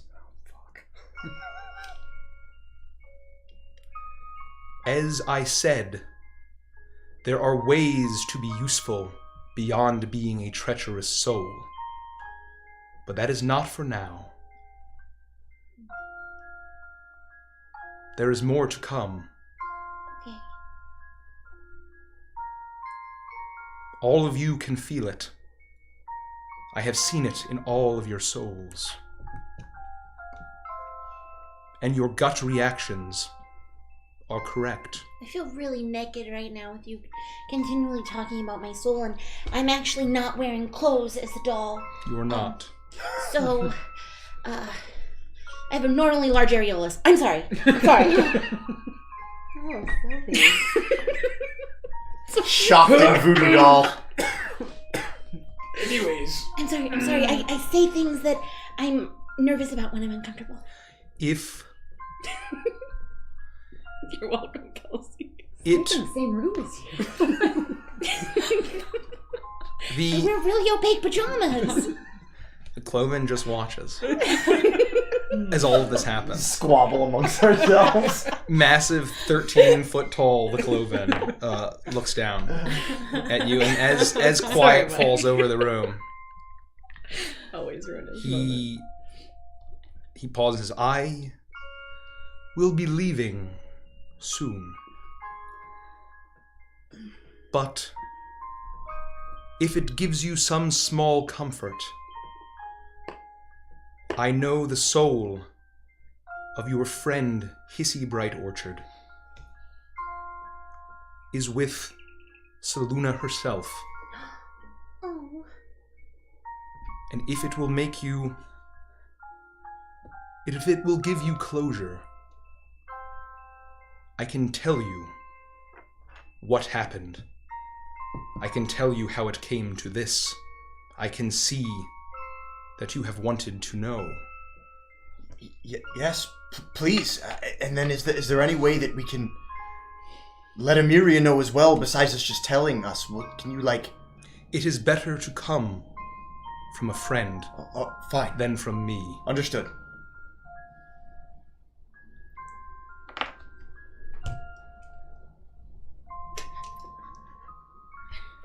do you do that? He looks at you. That's not a thing.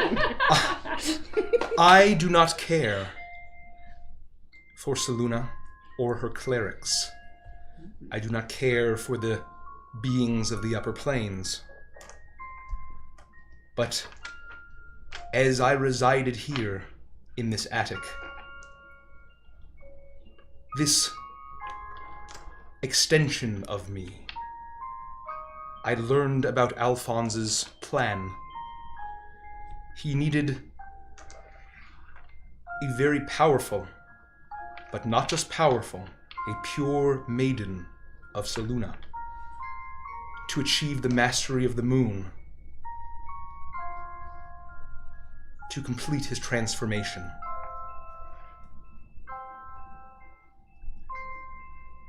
The nature in which she fell was required. She was too good, too pure, to be charmed, to be made into a thrall or a vassal, or even turned into a vampire. The way she fell and was resurrected was so that her soul was kept inside of her body to fool her goddess. It was the only way they could control her, and took the combined might of Alphonse LeBlanc, Laudna Gilder, and the succubus Solaris. That is why what you have done has freed her. You have saved her soul. Many in the Chalice of Agony will not be as fortunate. I hope that gives you closure and does not cause you to doubt me or my contract. In the battles to come, there is no room for error. There is no room for hesitation. I'll be sure to let Emiria know, and I'm sure with the connection that she's had with Hissy, she'll know in her heart that it's true. I think so. Especially coming from us. Thank you. Thank you. We have an arrangement. Within 72 hours, you will have the device that I will craft, and you will be on your way to retrieving the Chalice of Agony. Farewell, mortals. And with a wave of his hand, you all feel strange aura come over you. And it feels similar to when he first granted you powers. You feel something in the pit of your stomach. There's a warmth there. Twinge of sickness, but not nearly as bad as before. And suddenly, you start growing. Larger, larger. The burlap and the moss turns to skin, flesh, and bone. The yarn turns to hair. And the buttons shrink back into eyes. All of you are standing, still looking up at the towering figure. As you look down and Emiria is fast asleep. Thank you. Thanks for the cheer. Emiria is fast asleep on a side with her head on her hands. I'm gonna use major illusion to make myself look like a voodoo doll. You do that. But not drawing attention to it. As you feel the power wash over you, and you feel like you've gotten stronger. And then the lantern eyes close. And the shadow shrinks and shrinks and shrinks until it's nothing but an orb, and then blinks out of existence. Moonlight returns to the attic. You're all level 12. Holy moly! And you enjoy these powers. Thanks, Mike. Holy shit. Give me that power. Give me that power. Just me. The names are so good. Based Mike. on what we talked about, is this one of those moments that you were talking about that thing could have been a thing? If you guys want to step away. Yeah, we could. Bard. Okay, cool. Yeah, this would be the first. There's also a very good one later. Okay. Secrets. Yeah. Vanders has both of his eyes. Ah. You're all standing alone. Emiria is fast asleep. I couldn't figure out why you said that. Vanders has both of his eyes. Emiria is fast asleep. You are alone. You look around, and the only sign of Virgil is the skeleton of the dog on the ground.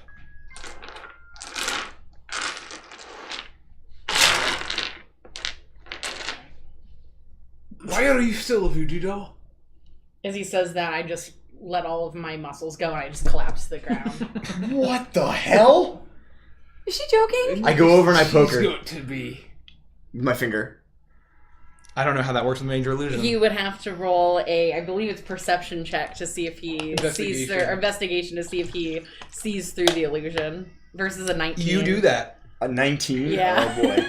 And what is it? Perception? It's investigation. Oh, thank God it's investigation. My investigation is good. Oh no, most I can roll is a 20. Okay. Really? Yeah, because I'm proficient. So if it's less than a 10, it becomes a 10 and I get plus 10.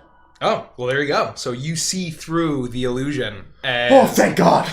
Sylvie, why would you do this to us? Damn it! That was a waste of my power. Oh, that's good to see you have But lost your sense of humor. I don't continue to drop it. I just stand up. You stand up and you see a tiny voodoo doll walking around that is speaking with Sylvie's voice exactly how you heard before. I was worried that creature tricked us. No, I just really like being a doll. I'm glad you still have your sense of humor. I do.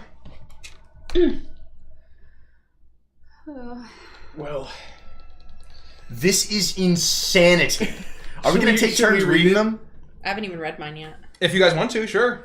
Up to you. Do you want to yeah, read them let's all do out? it. Let's do it. So we're gonna go around. We got these powers.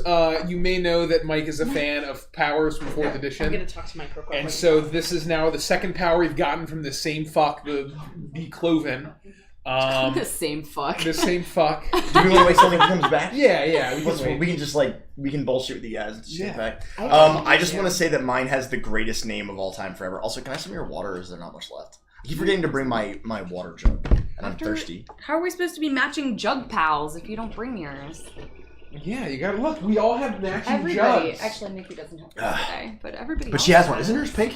Hers is like a purple color, Hers and is like Mike has a purple blue and one. Mine is exactly like Rich's, but opaque. Opaque. It's opaque, yeah. Well, no, and yours has the red strap. Too. Oh, okay. And the red But strap. same cat. The whole reason I got it was for the red strap. So I need everybody at the table to not lose their shit when they hear the name of my ability. You don't already know it, do you? Wait, did they go in the he bathroom? tell you guys? Yeah, they did.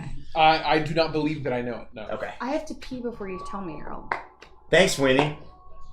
Yeah, thanks. They are nice jugs. Yes. Aw. Yes. I love that color. That's great.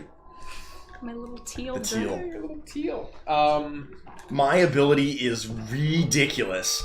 But also, I wonder if we all have the same time limit on our abilities, because mine is very, very Can I pee long. before you say it? Because it's very, very busted. It's all weekly abilities. Okay, I didn't know if Weekly they were all powers. going to be different. Just a short bathroom Yeah, short break. bathroom break. Apologies. But Thank you guys So- for tuning in. So it sounds They're great like- powers, though, says Blam Squad. Ambulance Power has the best name. Sorry, Vanders. No, I don't believe it. I don't even need to see anybody else's name to believe that I really like the name of mine. that none is better than mine. Or Mikey just knows me this well, and it literally they are just crafted perfectly for us. I also want to thank, or on break, I want to thank Derek For for the all of contract. this and also for the contract. That was amazing. Amazing work, buddy. Thank you so Damn, much. Derek, you are always just the man. It's Yeah. So yeah, Derek. For those just joining, the he props. makes little Yeah, I wouldn't characters. have. I would have no prop game if it wasn't for Derek. So It's thank a team you, buddy. effort, right? It's a Legends of Avantris team effort. Yeah. Everything is. Now, It just goes to hold show. on. So real quick, Leafy, what is your question? Was it Edward or whatever from the other campaign? What is? I just want to understand what your question is so we can answer it appropriately. And you all have a copy of that. So that's Thank you. Yeah, Oh, I'm sweet. definitely gonna reread this I burped. again. We're just waiting for Annulin to come back before we read all of our powers. So some background. So our first power that we got from the Cloven, it was very kind of devilish themed, and each one of us had a power related to one of the planes, one of the layers of hell. One of the layers of hell, yeah. What level are we? We're 12. Leafy is asking about your sword name, I think. Didn't you have a name that you picked for your campaign? So the sword's name is Edward's Final Chapter. My character's name in the other campaign is Felix. So if I'm misunderstanding, I apologize. Yeah, so that's all in this campaign. Edward was Alphonse LeBlanc's older brother.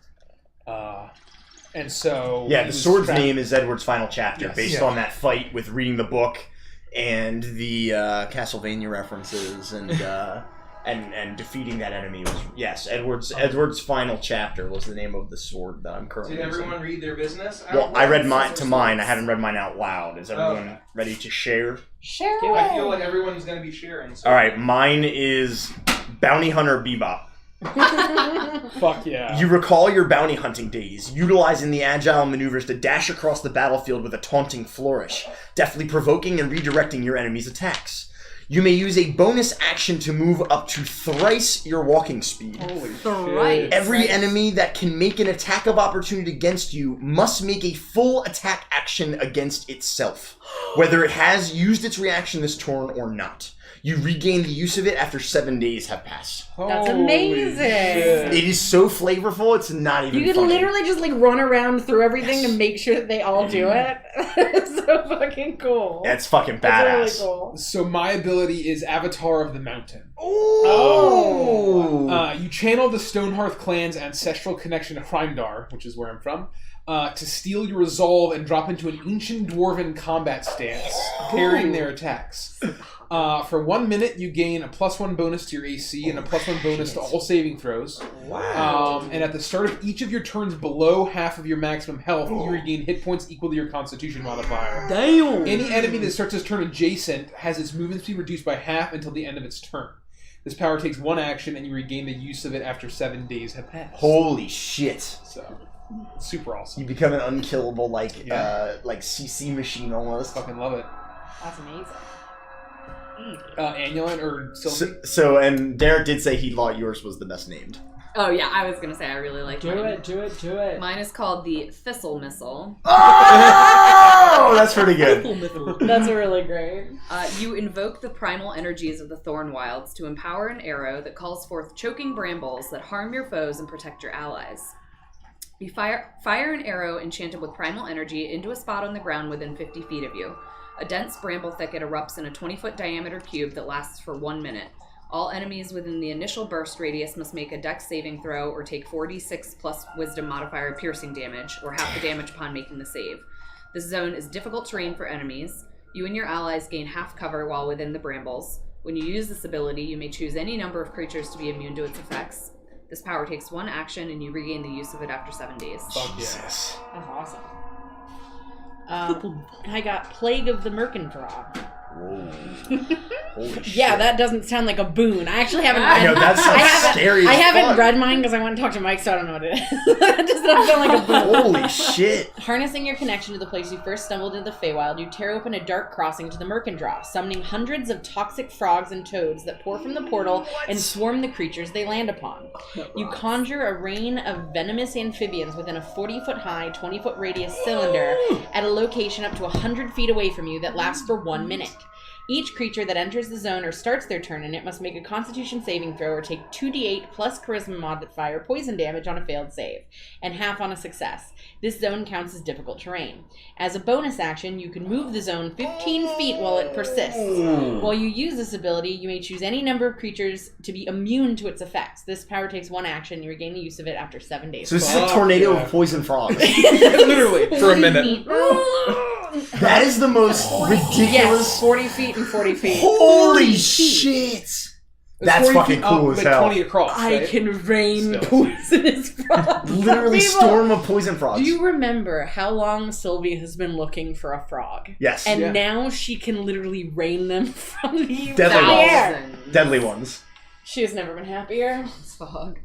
Nose like Thank you, Avatar of the Nose. Mountain Thank for you. sure. I like the name of yours. I think Yeah, the best. That's really good. Mike just know. knows me I too like well. that too. Like that's why I'm like in love with everything you've been handing me. Yeah.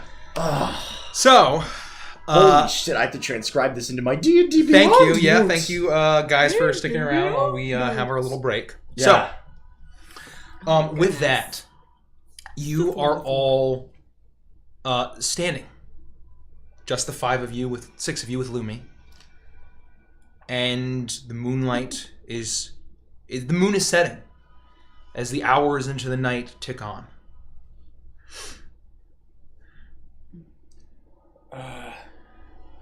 So I suppose we have 3 days. We have Or less. time to wait. So hear me out. I think the very first thing we need to do is scoop Amiri up, make sure that she's okay, and get the hell out of this mansion. 2, I think, and I'm open to suggestion here, I don't know what we're gonna find when we head back into town. It could be an absolute hellscape, and I'm not necessarily sure that we want to stay here. I'm almost inclined to say we either head back to Gullhaven and tell the Knight's patients to go there as well, or, depending on where we think we might have to go, we find another nearby town that hasn't been utterly destroyed.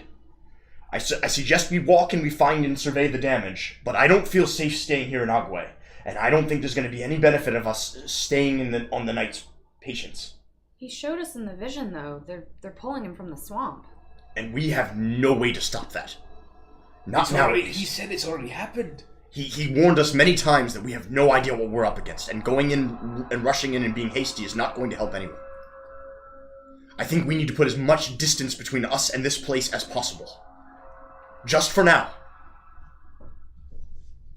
It's just an idea. Right. I will always, as always, do what we think is best as a group.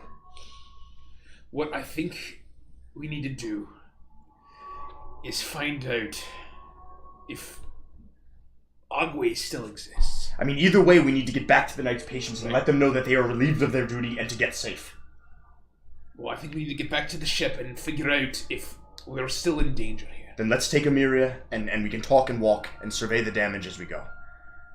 Does it look like she's like... She's sleeping. She's sleeping. Okay. And as you go down and scoop her up, she kind of turns and murmurs, and she looks at... her eyes kind of flutter, and she says, Get hissy. And then she passes back out. We should do that. We should go get her body. Her body's still down there. Yeah, we gotta make sure it gets a proper burial and it's not left in this horrific abomination of a family home. All right, let's go. Let's go. Yeah. Can you carry Amiria? I can carry Hissy. I can carry Amelia. All right, so we'll go back Okay. and try to find her. So as you go back down, go ahead. I'm gonna go and get some of those vials from the crate that we saw. And Okay. Just put them in my pack. Okay. So as you all make your way down into the cellar, and you're seeing that, I'll say that Rodek and Vanish, you're up ahead. Sylvie and Anya, I need you both to make a perception check. Sylvie? Oh, Perception. trying to level. It's hard for a warlock. I got 18. 18. So as you're making your way through and you're going towards that, both of you hear and some scuttling, and you hear hiss as 2 giant rats emerge from the crates and begin to start scuttling towards you angrily. And to be clear, how big are giant rats now that I'm a human? Like this big. Size again? Stomp that bitch. They're like this big. Yeah, can I curb stomp one? If you would try to try. Alright. The one that's coming at me, I'm just gonna hurl a glitter lance at it. 18. 18 hits, roll damage. What's an unarmed strike? So 18 to hit. Yeah, roll damage. Is that just 2? 14 damage. Damage is just 2. 14 damage. Yeah, so you managed to I've curb never done an stomp. unarmed strike before. That blows. You, Sylvie, as this crawls out at you, you just open your hand, and in a puff, it just completely incinerates and turns into ash. Meanwhile, Annulin, you stomp on this rat, and it's still like... I'm gonna hurl another... The second one lance rolls, at her. I'm gonna squeal and jump on a stool. 17. That hits, roll damage. 14. The second blast completely obliterates it as the giant... Annulin, what are you doing? don't know. Were you trying to play with it? I thought that would do a little more. It was huge. It wasn't that big. It's about half as tall as I am. Oh. I thought you said it was like this big. He's only like 3 feet tall. I guess it's technically more. It's probably actually closer to this. Yeah. Well, that, this is not this. Jesus. Sizes are difficult in D&D. Size doesn't matter. Anyways, so you all you go down and you just grab however many vials you want to take. You inspect around. You make your way all down into the crypt. You see, as the moon has passed, the chamber is far darker than it was previously, and you see the ruined, crumpled, undead, fiendish bat form of Alphonse LeBlanc still crumpled. The bodies of his family, the bodies of Laudna and Solaris, and all of the bats just littering the ground. But in the middle is Hissy. I'm just gonna scoop her up, cradle her small body in my arms. Who has Emiria? Rodek. Okay, so you managed to do that, and you all make your way back. Is there anything else that you guys are going to do? We would make our way to the front door. Okay. Of the mansion.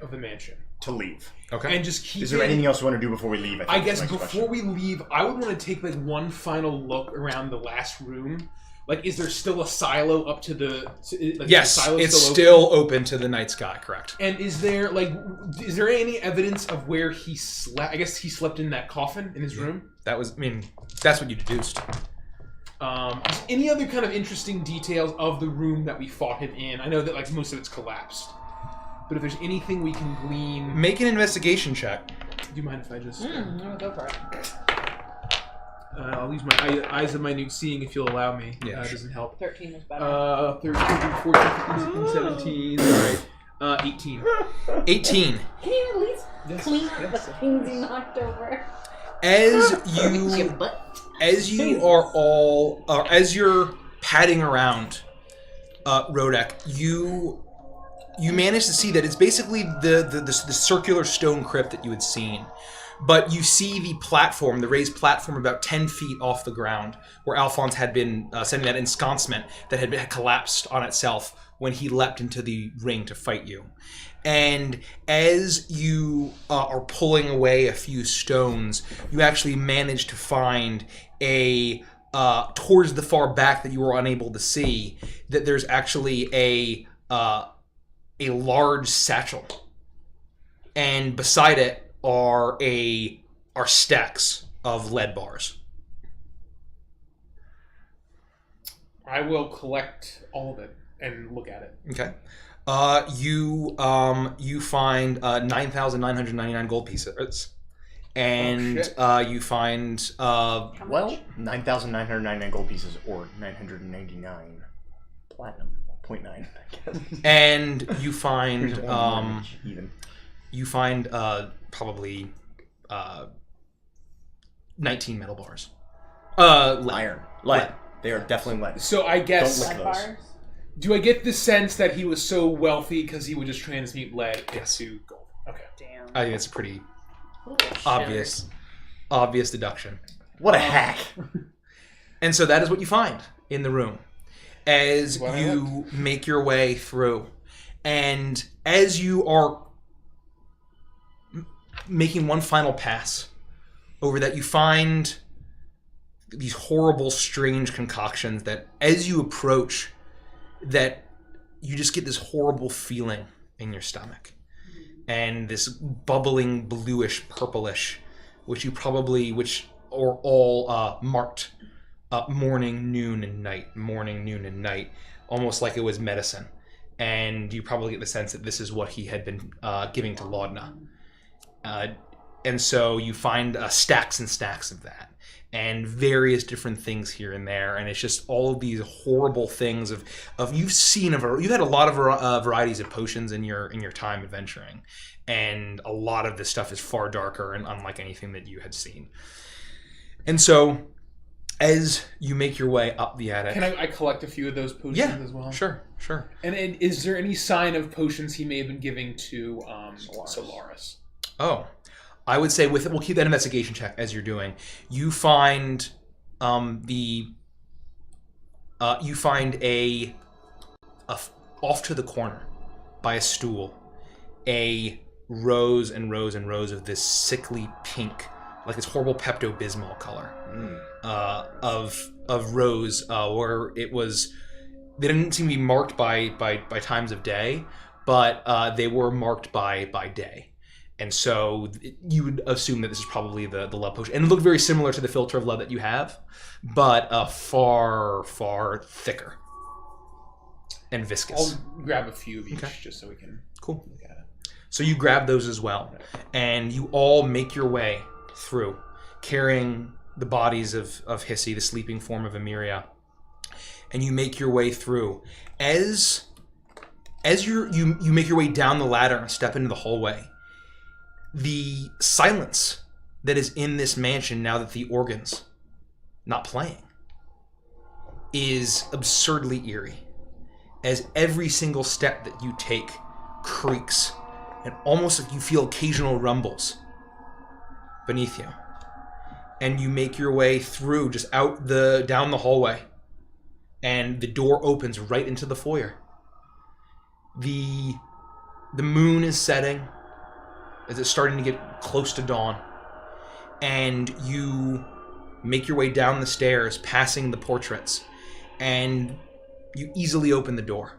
You all step outside, and as you close the door behind you, it closes with a slam, and then all of a sudden you hear rumbling and cracking, and as you look and manage to get out of the way easily with enough time as the mansion collapses in on itself. Oh shit. And before you is now a pile of rubble, ruins of the LeBlanc Manor. Well, at least no one can use this abomination for evil anymore. Agreed. Now we need to find a way out of here. Yeah, let's keep moving. Try to get back towards town and the night's patients. I want to approach the chalk line and see if it still feels magical. Oh. You look around, and as you approach, it seems the thick row of chalk has been completely wiped away. And we don't have the medallions anymore, Nope, right? they were ruined. Shall we?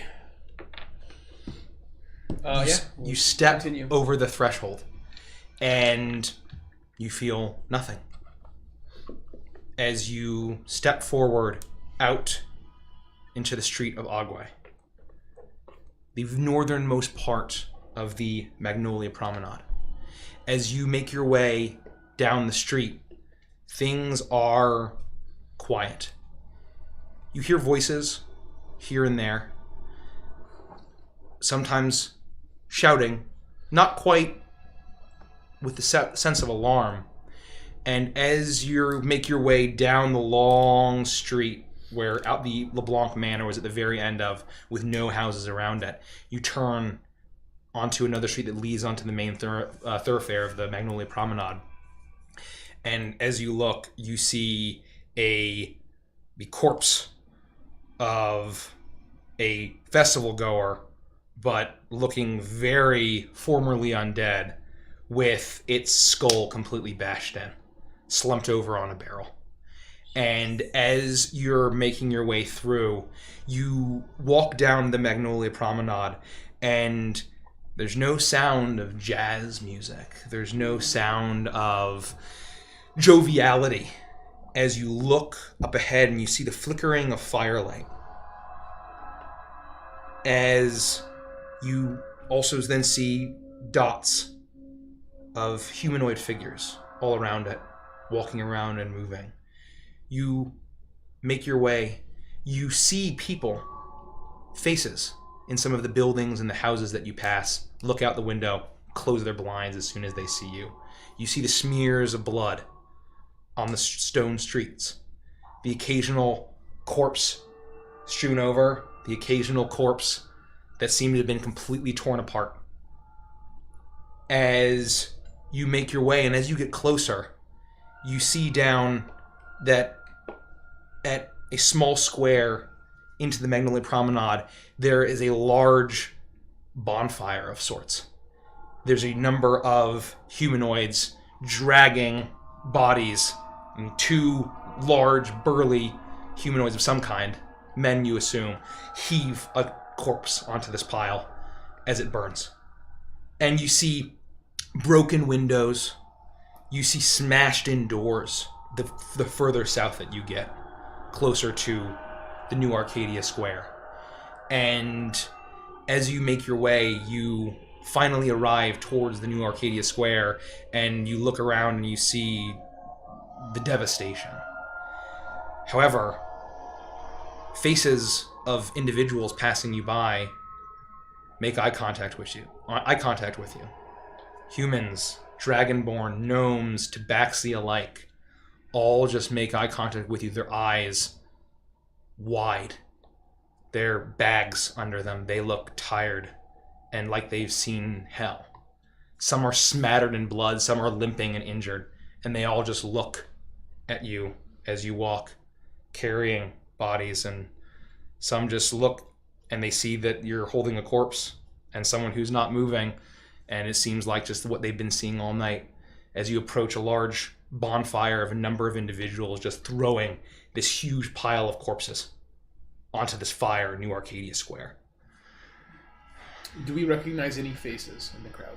I would say make a perception check, please. Probably not. I would say a group perception check, actually, if you're all looking. 13 for me.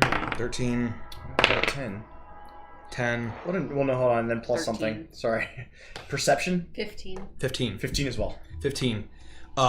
Vandris and Rodek, you're looking and you see some people hurried. There are women kind of crying into their hands. Some are there are children that are like looking around confused. There are men that are just standing, gripping some of the railings of these bars that are just throwing up into the corner. And you look around and you see all sorts of races, all joining together in the cleanup of this attack. And as you're doing that, you see a figure standing before this massive brazier of burning bodies. And you see it's tall and wide and fur, gray fur coming out from robes as the head is hanging low and his hands are clenched like this as he seems to be saying a prayer of some kind over this burning pyre. You recognize Master Leaf from Vine. I will approach him and I will say, is the town safe for now? He turns to you, and you've seen him in various emotional states, but there's always been a bit of joviality to him, even in the darkest circumstances. There's a faint glimpse of that Leaf that you know, but he looks totally horrified as and worn down as he looks, and there's a bit of recognition as he sees you, and he says, you all survived as well? Aye, we did. Alphonse is dead. You have done a better job than all of our gangs with our might combined could have done. Thank you. And none of you fell. I look around and I say, what about this little one? I never met her.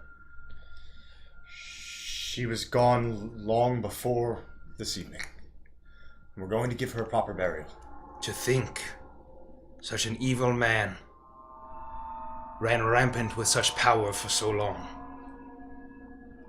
It makes me sick. But perhaps it is the fact that there was a system of 3 gangs all competing that allowed that to happen. we are going to have a long talk with Ickis. But to answer your question, Rodek, I have sent my stealthiest and most agile fighters, the ones that are alive, to track down any of them that got away. I don't want to get in too many details, but in regards to the safety of this city, or what remains of it, however unlikely it may seem, if Guru shows back up, you do not engage him, and you make sure that everyone that you care about is safe, and you get as far away from that man as possible. Guru the man or the dragon? At this point, we can't be sure. It's unlikely, but if you see him, the man, don't engage. At all. Do what you can to protect yourself and loved ones. We can tell you more tomorrow. I think we need to sit down and discuss a lot of things. Just tonight, it's been a long night. Right, so this isn't about secrets. It's just we need to get back to our boat and make sure that everyone is safe. Well, I thank you for your warning, but this is my home, and I will fight to defend it. No matter what comes. I was heartened to see the bushwhackers and even the caravan joining us in combat. Without all three of our forces combined, this city would have been completely overrun. I would not be standing here. My life was saved by Aarakocra warriors and bugbears, and I saved the lives of as many as I could. And I selfishly, painfully think of how grateful I am, and grateful I was, that Spirit was home resting when this all happened. Your nephew is doing well. He is. Oh, thanks for the follow, Game Master's Vault. Thank you so much. Welcome to the Avantris. Never mind, I'm not going to try. Yeah. Welcome. We try to mispronounce everyone's name that comes in, but that's very obvious. And he looks like, yes, Ma is fine as well. She's still as strong as I remember. Age has not affected her as much as it's affected me. And he kind of tries to press into his back, and he winces in pain as a slight smile comes to his feline face. And he nods and says, well, I am going to oversee the cleanup for as long as I can, until I pass out from exhaustion, but with my tea, I can go for a week. So do not worry about me. You look like you've seen far worse than I have. And you must get rest. Send for us if you need us. And thank you for protecting so many lives tonight. This may be a town that has seen and perpetrated much evil, but it is my home. And of the caravan, I should mention that the devil that was posing as Olga is also dead. So... There was a devil. There was. So Zolga is dead. Zolga is dead. Who will lead the caravan now? Ickis was a coward. Is a coward. But if he believes that it is in the best interest of his life, and it is, for him to make restitution, then he will do it. He is not a stupid bird. Then perhaps if we could all meet together, the four of us, or five of us, if she's willing. You, Ma, and Nikis, tomorrow. If I will make sure that I am able to meet you. I will do my best to send word to them. Where shall we meet? Shall we come to you? Why don't we... We'll send word for you if the time is right. And how long will it take to assemble everyone if needed? If I go now, I will tell them what you have done. Tomorrow night I can guarantee a meeting. Alright, let's plan for tomorrow night. Tomorrow night, and if I do not hear, we will arrive at your ship. Alright, well thank you, and please stay safe. I will try. And he bows to you as he turns back and continues to pray before just a moment before going back to help the people. You see some of the town guard. You see some of the people from all of the gangs all assisting in this cleanup. You do not see a single bullywug here as you continue to make your way back down the street. The Magnolia Promenade was hit in some of the bars and restaurants and shops and tourist traps have been completely decimated. Others were relatively untouched. You eventually arrive at the Knight's Patience at the dock, and you see that there are a number of Sea Eagle soldiers, the ones that captain your ship, that are wounded, blood covering them. You see that Captain Isaacs has a large slash down his cheek as he's tending to the wound of someone else. As you make your way up on board, he sees you out of the corner of his eye and he stands to attention, looking a little shaken. And he salutes you and he says, we were looking for you. Thank the gods, you're alive. Captain, it's okay. Relax. Just continue what you were doing. We're fine. Are you all right? I'm fine. This is nothing, and we didn't lose a single man or woman out there. I'm so sorry you and your crew were injured. Others fared far worse. None of the crew died at the festival. No. I told them to stay away from it. I thought if they indulged too much, it would make them sloppy, and I was getting fed up with the seductiveness of Agwe. Well, thank the gods. Thank the gods you are all alive. And even, is she okay? She'll be fine. She's just sleeping. Okay. She's had a rough night. Very well. And you see that the claw, you can probably get a closer look that there's a long claw that went through and kind of separated some of his flesh, that parting the sideburn a little bit. As he says, don't worry about me, I'm fine. After those marrow, I could not lose another soldier, especially to shambling corpses. Thank you so much for all that you've done. This is what we were paid to do. We should probably mention that both Alphonse LeBlanc and Lord Nagilda are dead. He looks at you with wide eyes and he says, "What? How? That's impossible. Did the zombies get them too?" No, it's a long story, but they were the cause of all of this. Those two.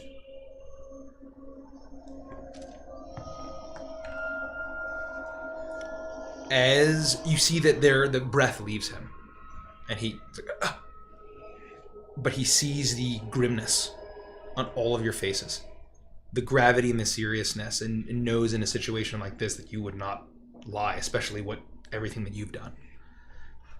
And his eyes go wide, and he says, I will inform the Admiral. We'd be happy to tell you exactly what happened so that you can pass it along when you need to.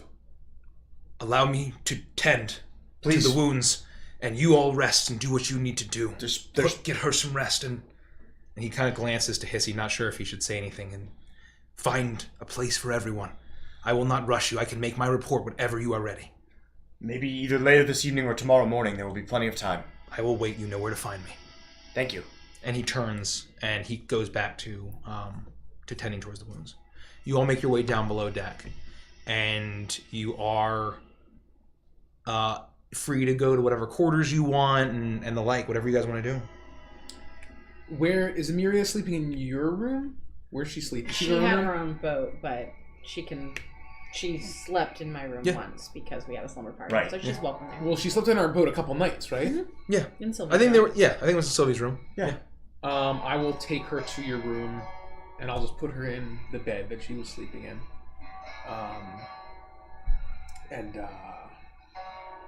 I'll look at Sylvie and I'll say, "Will she be fine here? I'm not gonna bite her. But are you fine just in case she wakes up in the middle of the night?" Well, she's not gonna bite me either. I mean, she's All right, tried, but I told her not to. I wanted to check to make sure. I'm going to make sure that Hissy's remains are kept safe if she wakes and asks. Please do. We'll take her to them. Sure. Once you guys leave, I'll change her, but I don't think she'd be happy if I did that in front of you. Of course. What's the weather like? Is it hot, cold? It is. It's chilly. Okay. It's a cool night. It's into winter now. You know that it's well into the winter, I think, at this point. But this far south, it's kind of more feels like a Halloween night. I'm only asking because we've been watching Deadwood. Would it be unusual to leave a corpse in the water to keep it cool? I would say probably in a fantasy world it would not. It would be unusual to do that. Yeah. It would be unusual. You would not need to. So what would they do? Like, what would we do to keep her remains okay until? Probably just wrap it tightly in a blanket is All right, something I'll do that you would do, and and maybe keep it in a cooler part of the ship. Okay, I'll do that then. Okay. I'll spend the time while Sylvie's taking care of Amiria. I will do what I need to do to take care of Hissy's remains. Okay. In the meanwhile. Sounds good. And then I will, once they leave, I'll put her into pajamas, probably ones that she left in there. I'll get her tucked into bed. And then I'll fluff up some blankets on the ground and I'll just sleep next to her so that way she can be super comfortable while she sleeps. As you're getting her changed and fluffing up the bed, you see her rusty colored eyelids kind of flutter and open, and her pupilless eyes stare at you, and they're open. And Oh my god. Oh, sorry. It always freaks me out when you don't have any pupils, and every time you blink, I realize you don't have any pupils, but it makes me jump every time. They're beautiful, but I'm sorry. Hi. This is how the gods or the devils made me. What happened? I don't know. We were all turned into voodoo dolls, and we were able to be, sentient voodoo dolls, but not you. You were just a floppy voodoo doll, so we carried you around. I'm not making this up, by the way. I know it sounds like I am, and I would literally tell this story and make it up, but I'm currently not. Sylvie, you could fucking tell me anything and I'd believe you at this point. Okay, great. You could have made up something even more ridiculous. Yeah, and so then we made a deal with the devil, and so then he turned us all back into ourselves, including you, but you didn't make a deal, don't worry. You can see the contract, we'll show you. And then we got Hissy's remains, and we brought everything back to the ship, so... I had a feeling that you did. We will keep her safe. You rest up enough, get some sleep tonight, and then we will put her body to rest.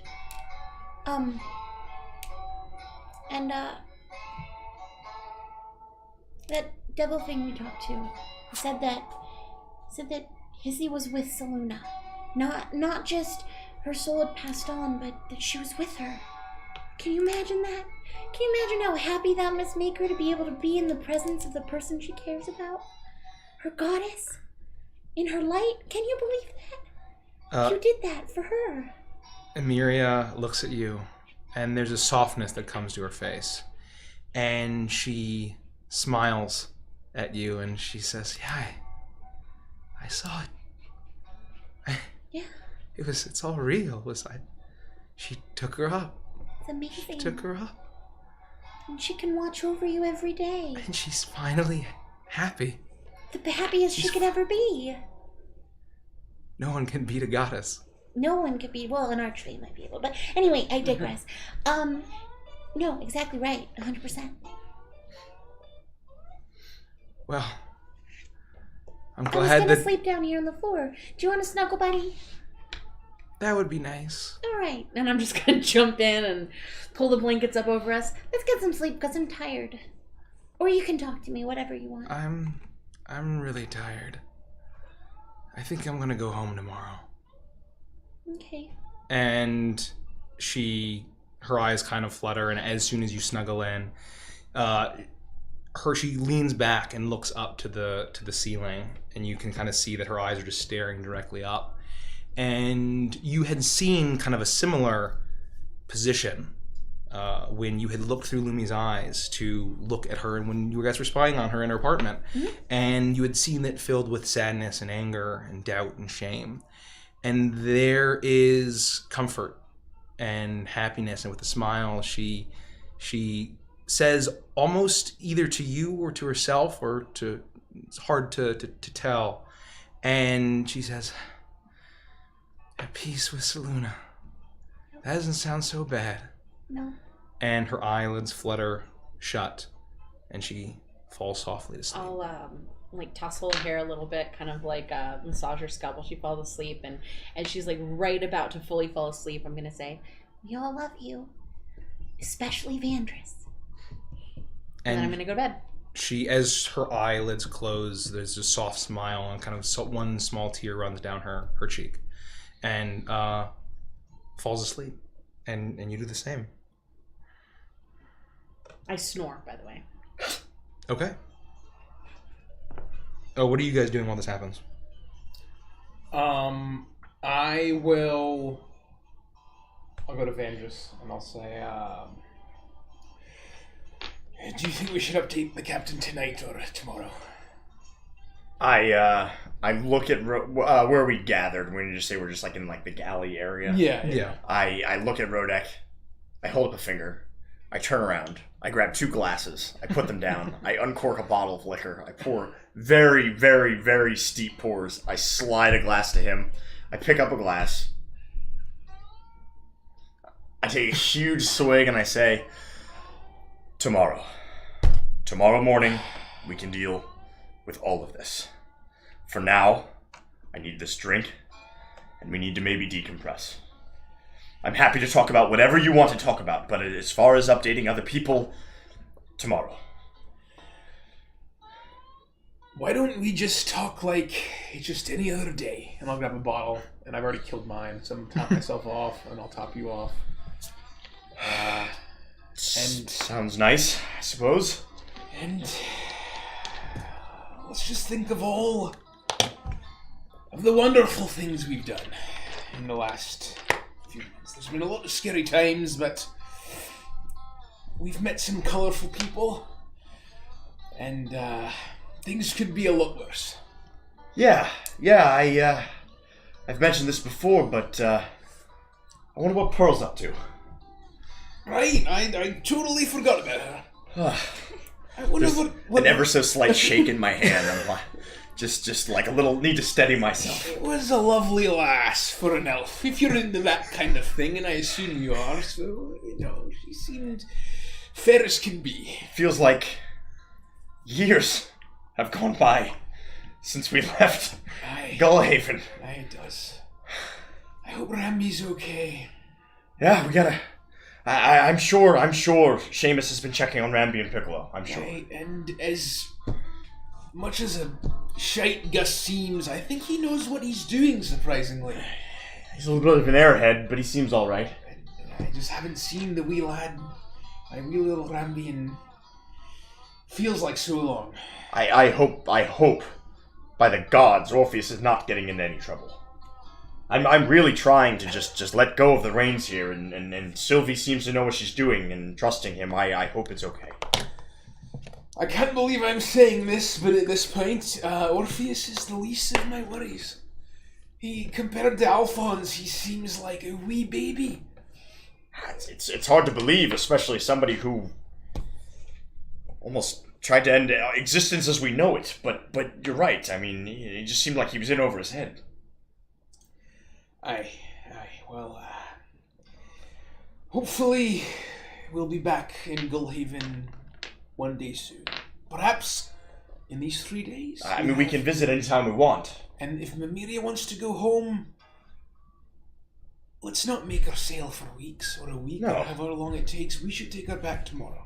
Of course, and quite frankly, I know that this is, since we're just talking like it's any other day, I'd like to put Venom Spine in my room, maybe mounted on the wall. Right. It's served me well. Venom Spine has served me well. It deserves to be framed almost. They're just given a place to rest.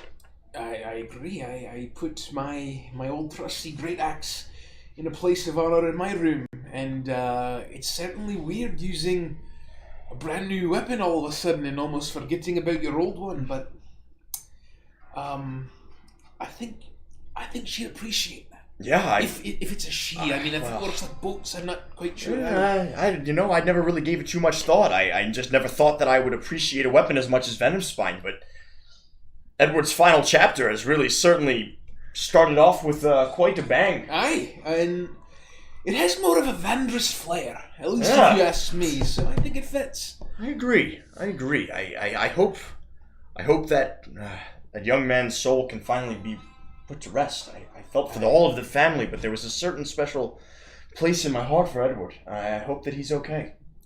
I think we've done some good for Alphonse's family. We've at least gotten some justice. Yeah. Let's just see the fire, just once, just for a minute.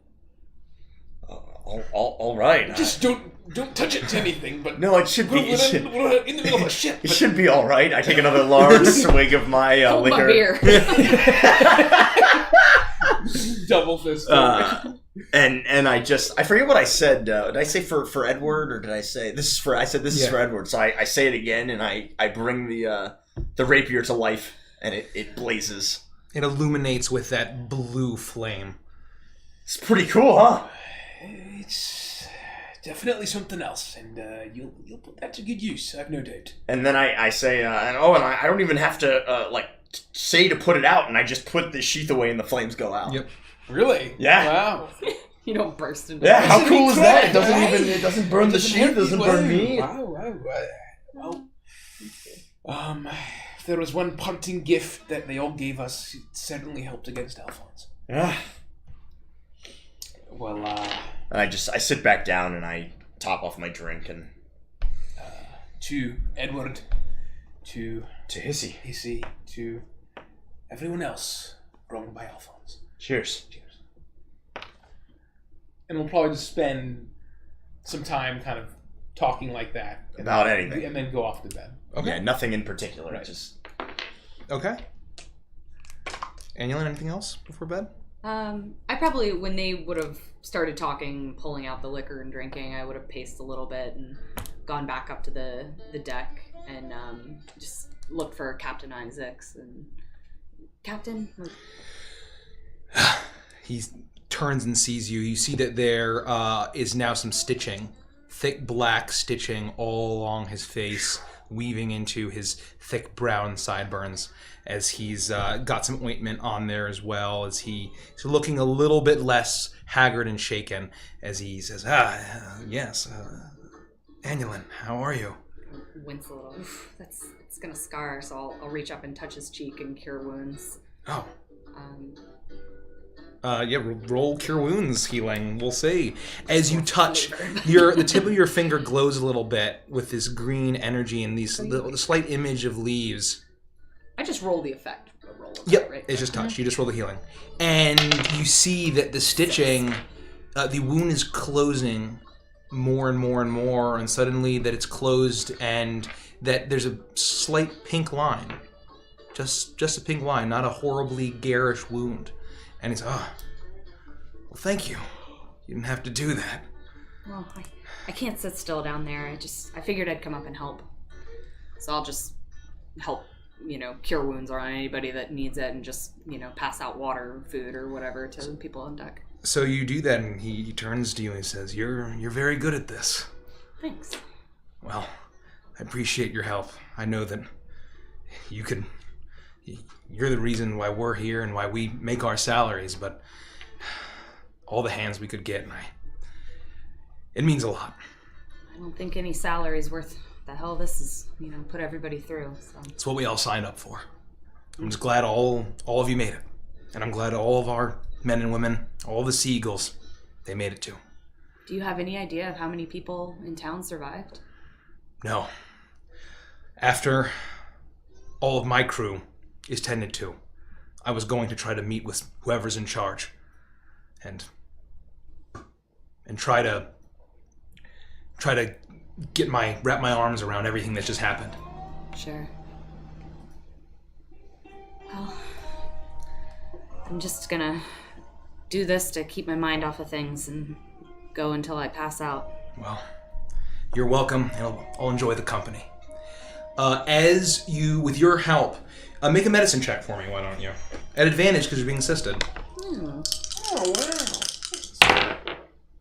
wow. 20. 20. Okay. So, with that, you go and you join Captain Isaacs and some of the other medics, and with your assistance, it helps.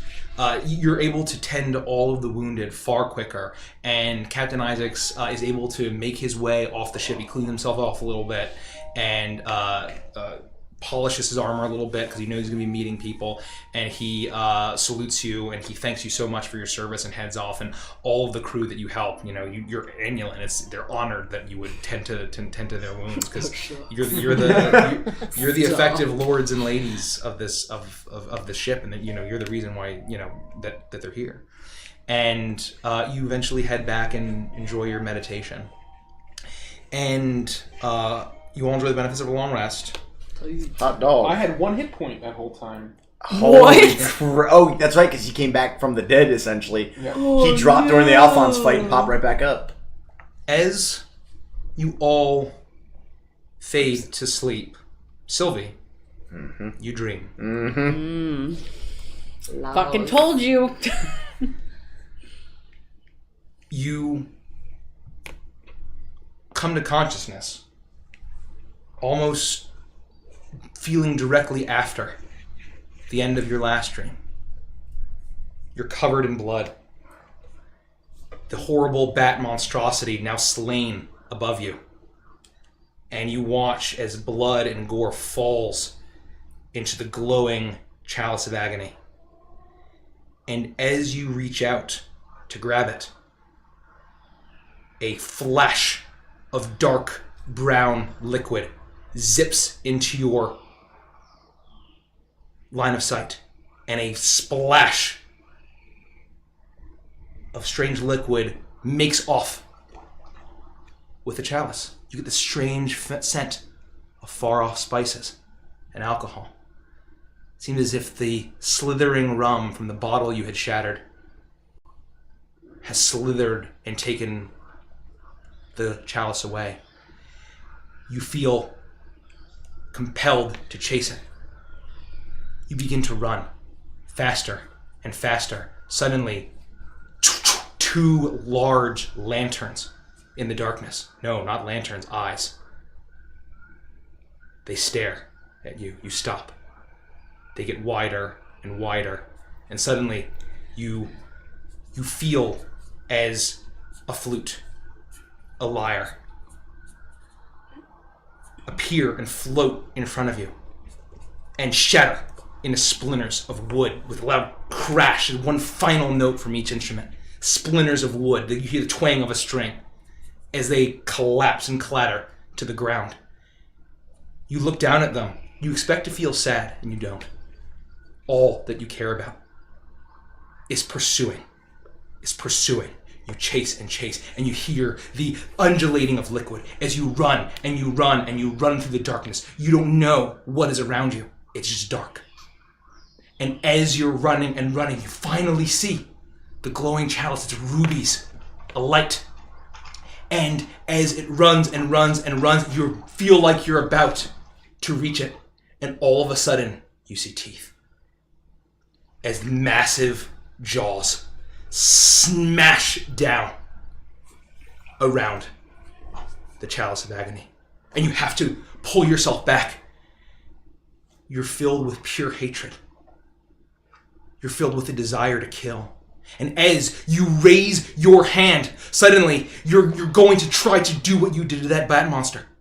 And you raise out your hand, but suddenly you feel something wriggle around your hand and pull it down. And then again and again. And suddenly you feel slithering all around your arms and your legs. Horrible tentacles.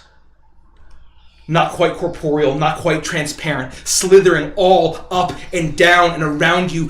They slide up your legs. They spin around your torso. They slither around your neck. You're choking. They go around your face. You can no longer see. You feel like you are going to be crushed to death.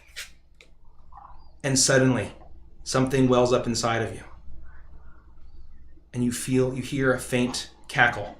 And suddenly, all of the tentacles disintegrate.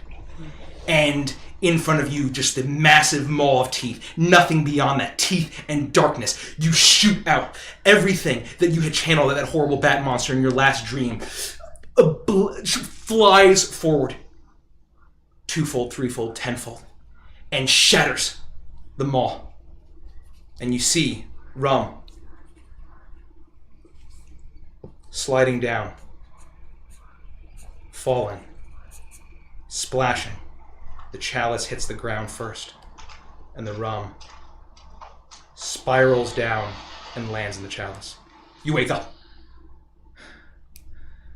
You look down at Emiria. She's sleeping peacefully. You go to check on her and kind of wipe the hair out of her face. And as you lean forward, your own hair falls down. And you look at it, it is not the platinum blonde hair, young and healthy. It is haggard, worn, torn, gray, withered and worn, as a mane of hair that seems to belong to someone ancient shrouds your face. Fear fills your stomach, and then you're jolted awake. You're in your room, for real.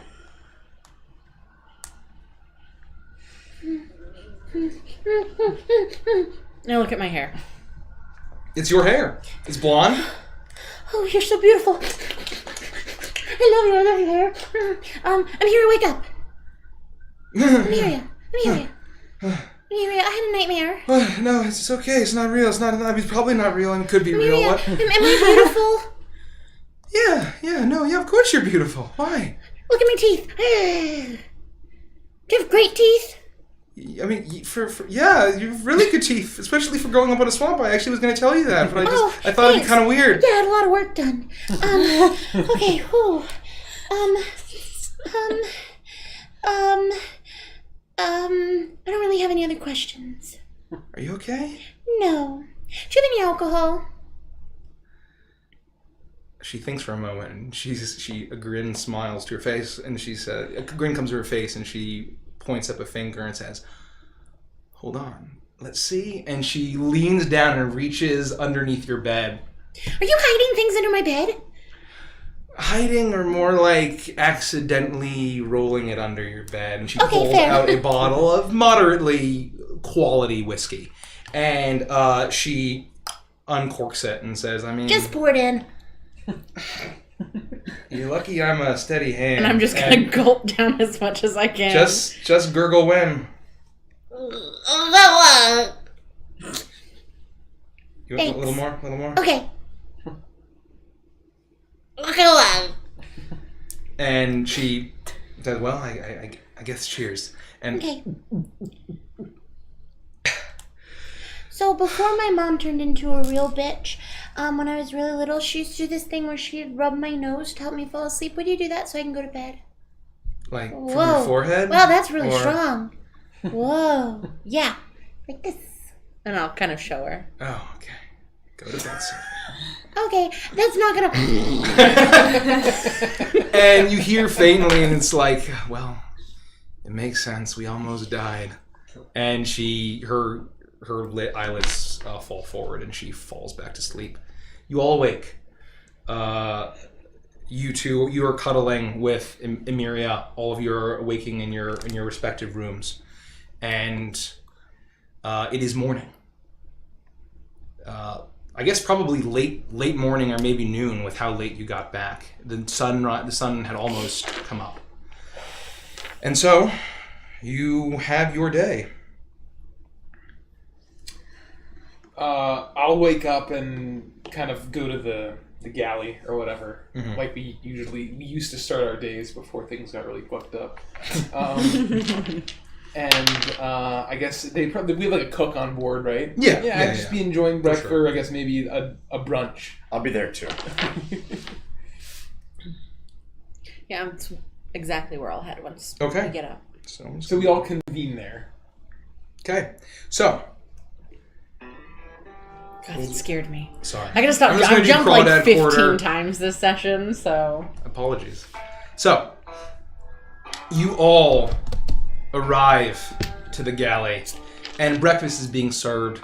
It's these big meaty sausages and these huge cups of coffee, and you hear the sizzling as eggs are served with that as well. And you're also given just these huge, thick cut pieces of toast, smothered in butter. Well, good morning, friends. And Miria is sleeping. Fellows. Miria is asked to sleep in, if that's all right. Members of the Pussy Posse. We're back on that. Well, we haven't come up with any other names. Literally any other name would be fine. Do we want to call ourselves literally any other name? No. Okay, then for now, I'm going to refer to us as the Pussy Posse. No. The Poon Hounds? No. Well, that's not as bad. No. Sorry. I mean, no. The Dick Ducks? No, just Dick go on. ducks. I don't know. I'm trying here. Address us as you normally do.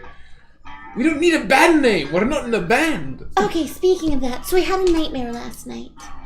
And I didn't want to wake you guys up because I know that we just, dealt with some serious shit, right? Like, really serious shit. And so I told Amelia a little bit about it, but she doesn't really know our stuff, so I didn't tell her much. But I had some more dreams about the chalice. I told you about that last dream, and I realized in it, I saw Alphonse's bat form, remember? It flew away. And then it was like I'm clairvoyancy. You know what I mean? Like where you could see into the future, and so you're buoyant in clarency or clarence. Go on. Does that make sense? Of course. Right. Yeah. Right. So in this one, I saw it again too, and so I'm following it, and I think I saw flying rums, like swirling and whirling, and I was like, "Fuck you, rums!" And I ran at it, and I was trying to get the chalice. This is all making sense, Vandris? Yeah, of course. Oh, I'm right with you. It's so weird because yesterday you only had one eye, and now I don't know which eye to look at. Both of them. It's fine. Okay. Just like normal. That's strange. I get all cross-eyed when I try and look people square in the eyes. Because eyes are circular. Anyway, so I was running, and I'm trying to get it, and then I get to it, and I'm like, oh, I'm gonna get you, Chalice, I'm gonna get you, Rum, and then tentacles came up out of the ground. Interesting. Yeah. Tentacles, you say? Yeah, and they got my arm, and they went, What do they look like? Well, tentacly. They were not corporeal, nor incorporeal at the same time. Were they like squid appendages or octopus appendages? Squid appendages is a great word for them. Squid appendages. I'm glad I said that. Yeah, I'm thinking kind of like some of that creepy shit that we saw previously. Right. So it's... And I have... and another important thing to say about that. Sorry, I just had toast. So another important thing to say about that. There were teeth. So, in this dream, you remember that first dream?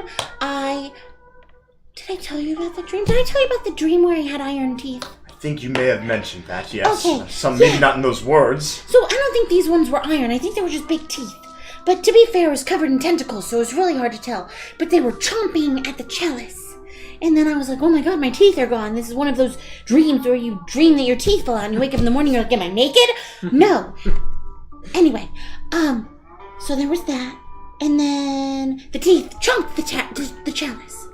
Like, consumed it? No. Oh no, I got really powerful. Classic, right? Because I'm just so cool.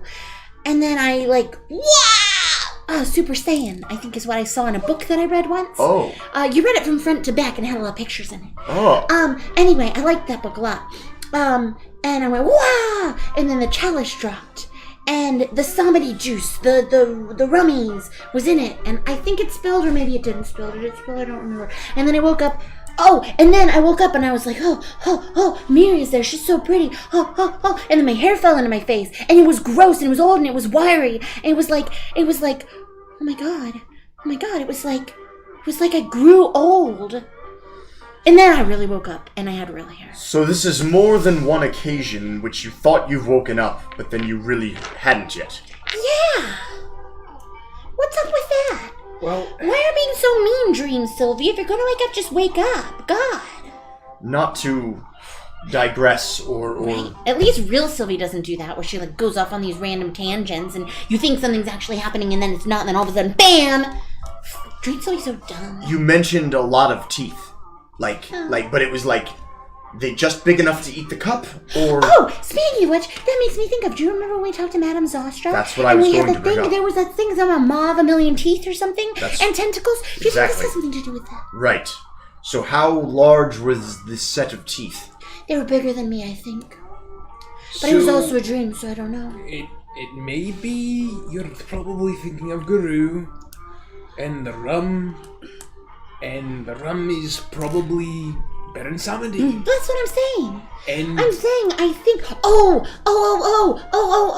Yeah, when I was running, I saw lantern eyes. You know what I'm talking about? Right. Of course. Yeah. The Cloven that we met. Yeah, I saw him. Right. For like a second. And then nothing happened.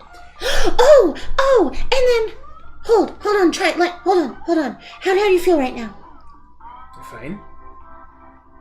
I've got a lovely bunch of coconuts. Dee-dee-dee. How do you feel? How do I feel? Nothing. What's your point? What are you doing? It's a little early to be this aggressive. This is not about you right now. This is about me, okay? Okay, all right. I'm sorry. What was another thing I could do? How about this? Rudek, you smell like fecal deck! And I try to use Vicious Mockery. Doesn't work. I don't actually have glasses, but if I did, that's the sound that they would make if they fell on the counter right now as I threw them off in frustration. So, in my dream, when I saw the Cloven guy, all of a sudden these musical instruments crushed. I think that Titania took away my abilities that Lumi was teaching me. You mean the ability to play music? I didn't just play music. I could heal you, and I could inspire you. Well, of course. And I could make someone laugh so much that it hurt them. Wait, you can't do that anymore. But I mean... I literally just tried. But that's my point. I mean, it comes from the music. It comes from you. You should still be able to... Right? But I feel more powerful. I feel like I could do more things than I could before. Just not musical things. Yeah. Oh my god, do you remember when I woke up in your room and I said that Titania wasn't my best friend anymore? Yeah. That was right after I did the thing with Lumi where she taught me how to be a pixie, kind of. I was part of the pixie chicks. Well, she didn't say I was, but I pretended like I was.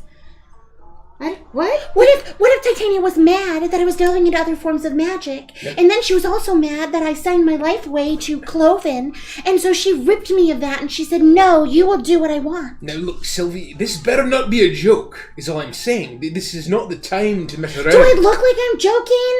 You know what I look like when I'm joking. I giggle the entire time. Now... Have I giggled once? I haven't I haven't giggled a single time. Now, I was going to say that this is probably just you processing everything that's happened.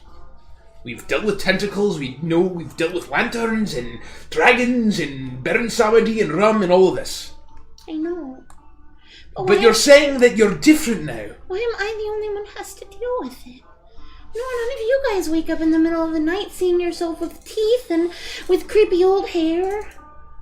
I mean, I've had some weird dreams, but no, I can't speak to that specifically. And then I wake up and I don't feel right. I feel different. I mean, kind of like I'm really strong. Like if you could take magic and you could make it a bicep, I'd have one. That sounds like a good thing. Yeah, but I also feel kind of empty, like I lost something. Well, nothing says that you can't take up music as a hobby. Well, I mean, I still know how to play the flute. I've known how to play the flute since I was little. You can keep practicing. Yeah, my jazz flute. I love that. It's pink.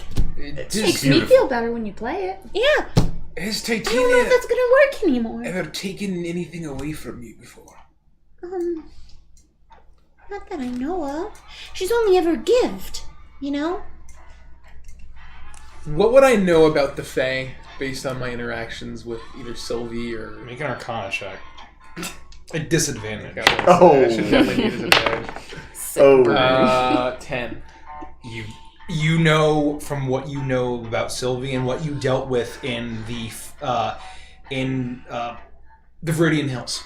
When you got charmed by the Dryad, you knew that was some Fey magic, that they were beguiling, and it was a beauty, but then it was a dangerous beauty because you threw yourself off a cliff. Because the Dryad told you. It wasn't on stream, but it was great. The good old days. The good old days. Because the thing is, like, Sylvie talks only about good stuff with Titania, so I wouldn't know that, like, Fae are just, like, no, you know also that, fucked up no, with shit. You know that Professor Azran... You never said Out of character. Out of character. Professor Azran was saying that he lost his whole group of assistants and mercenaries. They were dragged off into the forest and horribly, basically murdered, you would presume, by potential Fey creatures.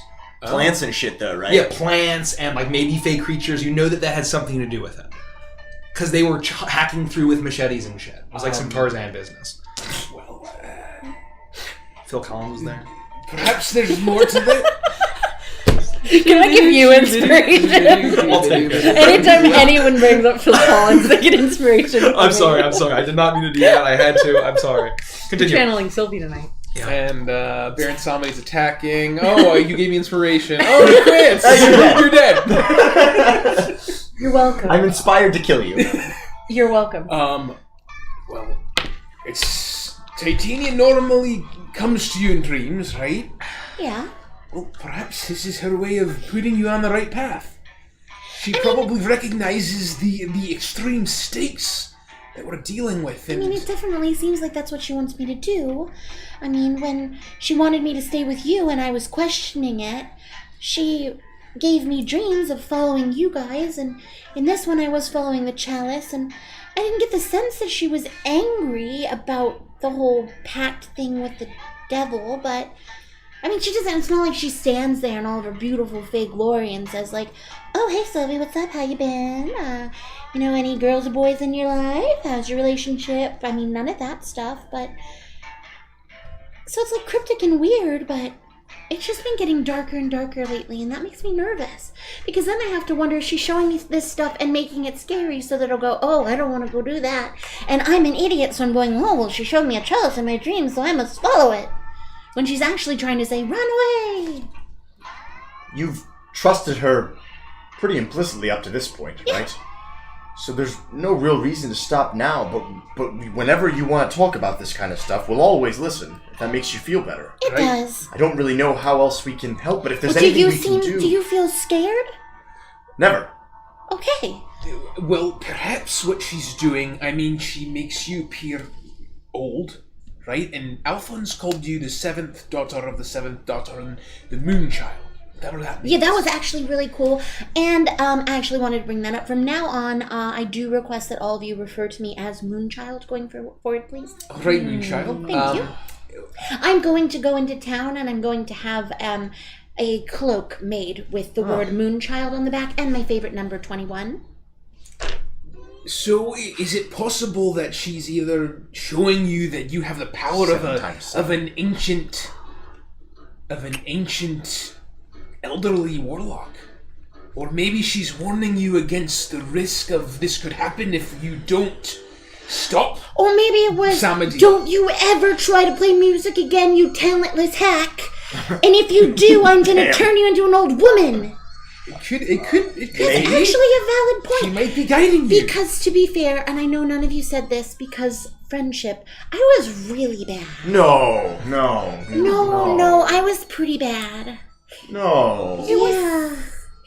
Yeah. I appreciated your flavor of music very deeply. Well, thank you. I was really bad.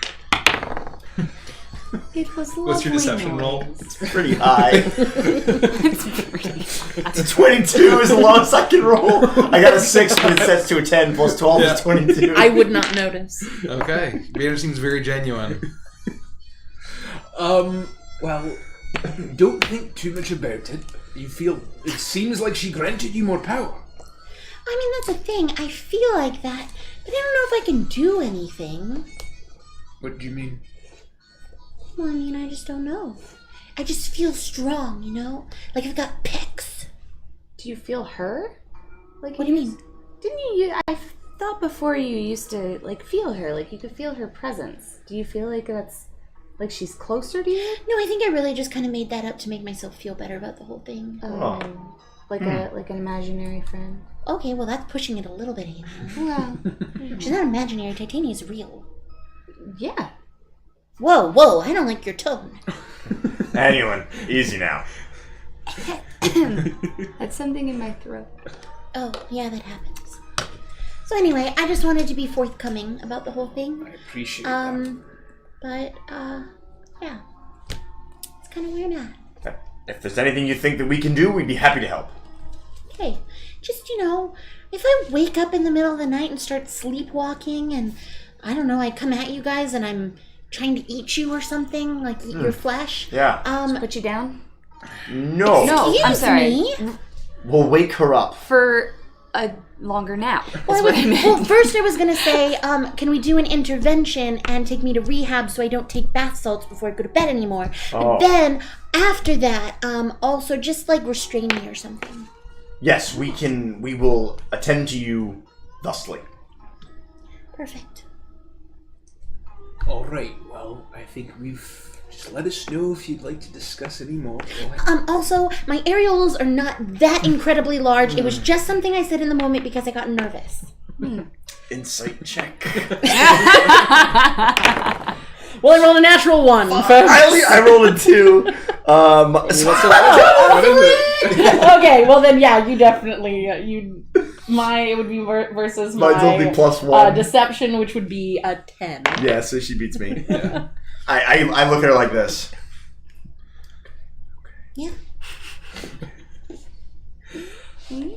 Well, And if I ever see anything like that ever again, just forget it, okay? we're feeling well was a rested. devil. What do we do today? The devil made me do it. We could meet with Leaf. We could maybe we could send word and have meet with him another day or earlier. It sounded as though he was going to gather everyone this evening. So here's the And I thing. think that's fine. Emilia wants to leave.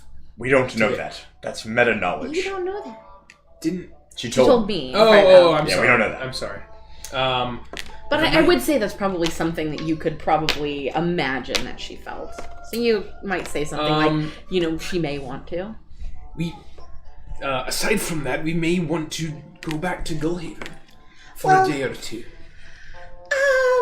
Yeah, my sister's kind of there, and I guess now is now is an even worse time to bring her back because Gru isn't actually dead. Well, we don't know. Here's my... But Alphonse is. 2 cents about that is that there's a very good chance that whatever state Guru is in at this point, he has no control over anything that he would want to do. He could be completely at the will and mercy of Samadhi. He may just be a husk of his former self. Right. In which case your sister may be perfectly safe at this point. Yeah. I'm not going to rush things. Maybe she's been having a lot of fun, Gullhaven's a pretty cool town, and she's living in a nice place. So maybe she won't even want to come back, which would be is really awesome. completely okay with me. Whatever you think is best. And Amiria said that she doesn't want to go home. So we could She always... did. Yeah, she told me that last night. I think if there's a place that we're going to put Hissy to rest, it's not here. We I can't, agree. as lovely as it was what we did for Taiki, I think Hissy deserves far more than that. And I think that if we're going to do that, there's only one place to go. And on top of that, I think that with our ability to get back and forth between this town and home, thanks to the those lovely tabaxi, I think that we should let the crew go back home too. I'm sure we'll need them at some point, but I'm sure they want to see their family and their friends, and it's the least we can do. I've also been thinking... I don't know what's going to happen in the next 72 hours by You the time don't? that we receive this machine that this devil may give us. But at the very least, I was thinking about what we need to do to save Annulin's mother, and I was wondering if there'd be any way that we could get Rambi and Piccolo over here. I know that would be a very long journey to send the Sea Eagles back to fetch our mounts and bring them here, but if we need to travel... well, I mean... Was it north from, like, where we are to go where we need to go? So basically it's a very long land journey northeast. That's what I thought. Yes. We may want to get a new cart and to get Piccolo and have the ability to travel. But on top of that, I think that we're also going to need to split the crew a little bit because, I mean, I guess Amiria's boat has some people to crew it, but if we're getting her back via teleportation, then we're going to need to get her boat back because the bitch that floats has to go with the bitch that swings on ropes. I'm sure that the knight's patients would be happy to go slower and to act as a caravan with the other boat. Just in case another sea troll or whatever. We can absolutely lend some eagles to the other boat, and I'm sure that they'd be happy to do it. That would be great. Now, I guess before I say this, would Rodek know if the distance between Gullhaven and Svarog is shorter than the distance between Ogway and Svarog? I would say that would be... make an intelligence check or a history check, I guess, your preference. There's like no way though, right? I mean, they're almost like... I would thought like in a lot... I don't know. I Two. I would say that it's very obvious. It's very obvious to anyone on the map that Gullhaven is a complete opposite side of the of Carquinez. So it's like of the continent. It's like this place, Ogway, right? Yeah. Like Ogway is basically like a halfway point between the two. So it's like here, I can draw Where's that. our map? Don't we have a map? We do have a map. We have the original map, which But is that like doesn't count. So basically, like Gullhaven's about here, right? You don't need to move that. And then like basically like Ogway's all the way down the coast here. Literally waiting for it. Right? And then Svarog is way landlocked over here. And this It's trip only was half all of a water, tank. right? I mean, That was this all all water, and then That's going to be all land. If so you, this is west, if south. you literally flipped east. it would be a dick. God damn it. If you mirrored that would be a dick. Well, you know what? I didn't mirror it, so no If mirroring. you did, it would literally be a dick. Thanks, Mike. We can always count on you. Anyway. But again, I think that all of this is good, and I think that we can do that, and I don't know how you feel about trying to bring Rambi and Piccolo over, but I think it might be a good idea. We're going to need their assistance. I agree. So we can teleport the five of us. We can send... Have I ever seen a picture of Reeve's parents? Or like a portrait or anything like that? Do we know what they look like? Or what I they would look say that you went and got lunch with Reeve, so you would have seen a family portrait. I convinced him to give me his fingernail clippings. Yeah. You know what they look like. You know that his mom was kind of a average build woman with this bright red hair and freckles, and his father was an average but wholesome looking man with short dark hair. Okay. No.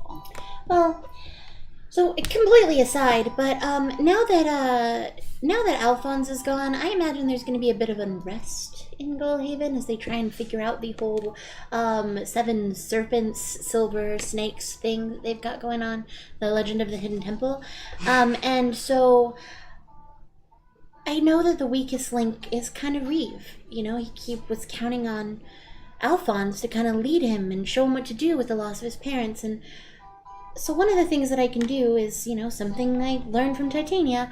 I haven't tried it before, but since I'm feeling kind of powerful, I think maybe I should give it a shot. I can shape someone's dreams. And so I was thinking maybe when we sleep tonight, I'll give him a vision of his parents, telling him that he's strong and he's capable, and they're proud of him, and that they know that he can do it, and he has to take up the mantle for his family and help to run the city that they know that the son that they raised would be capable of doing. What are your thoughts? I normally wouldn't ask. I'd normally just do it, but I'm feeling shaky. You won't accidentally melt his brain or anything, will you? No, as long as I don't appear as some kind of horrific entity and chase him around cackling, I think it'll be fine. all right. I mean, Do you think that's enough to put him up to it? No, actually, I don't know if it will do anything at all, but it's sure better than doing nothing. To be fair, too, Admiral Theramore is more than capable of taking over if need be.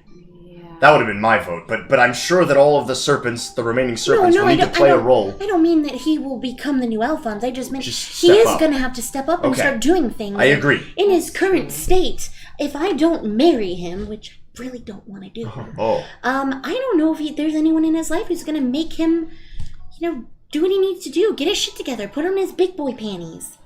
Do boys wear panties? Sure. Oh, okay, good.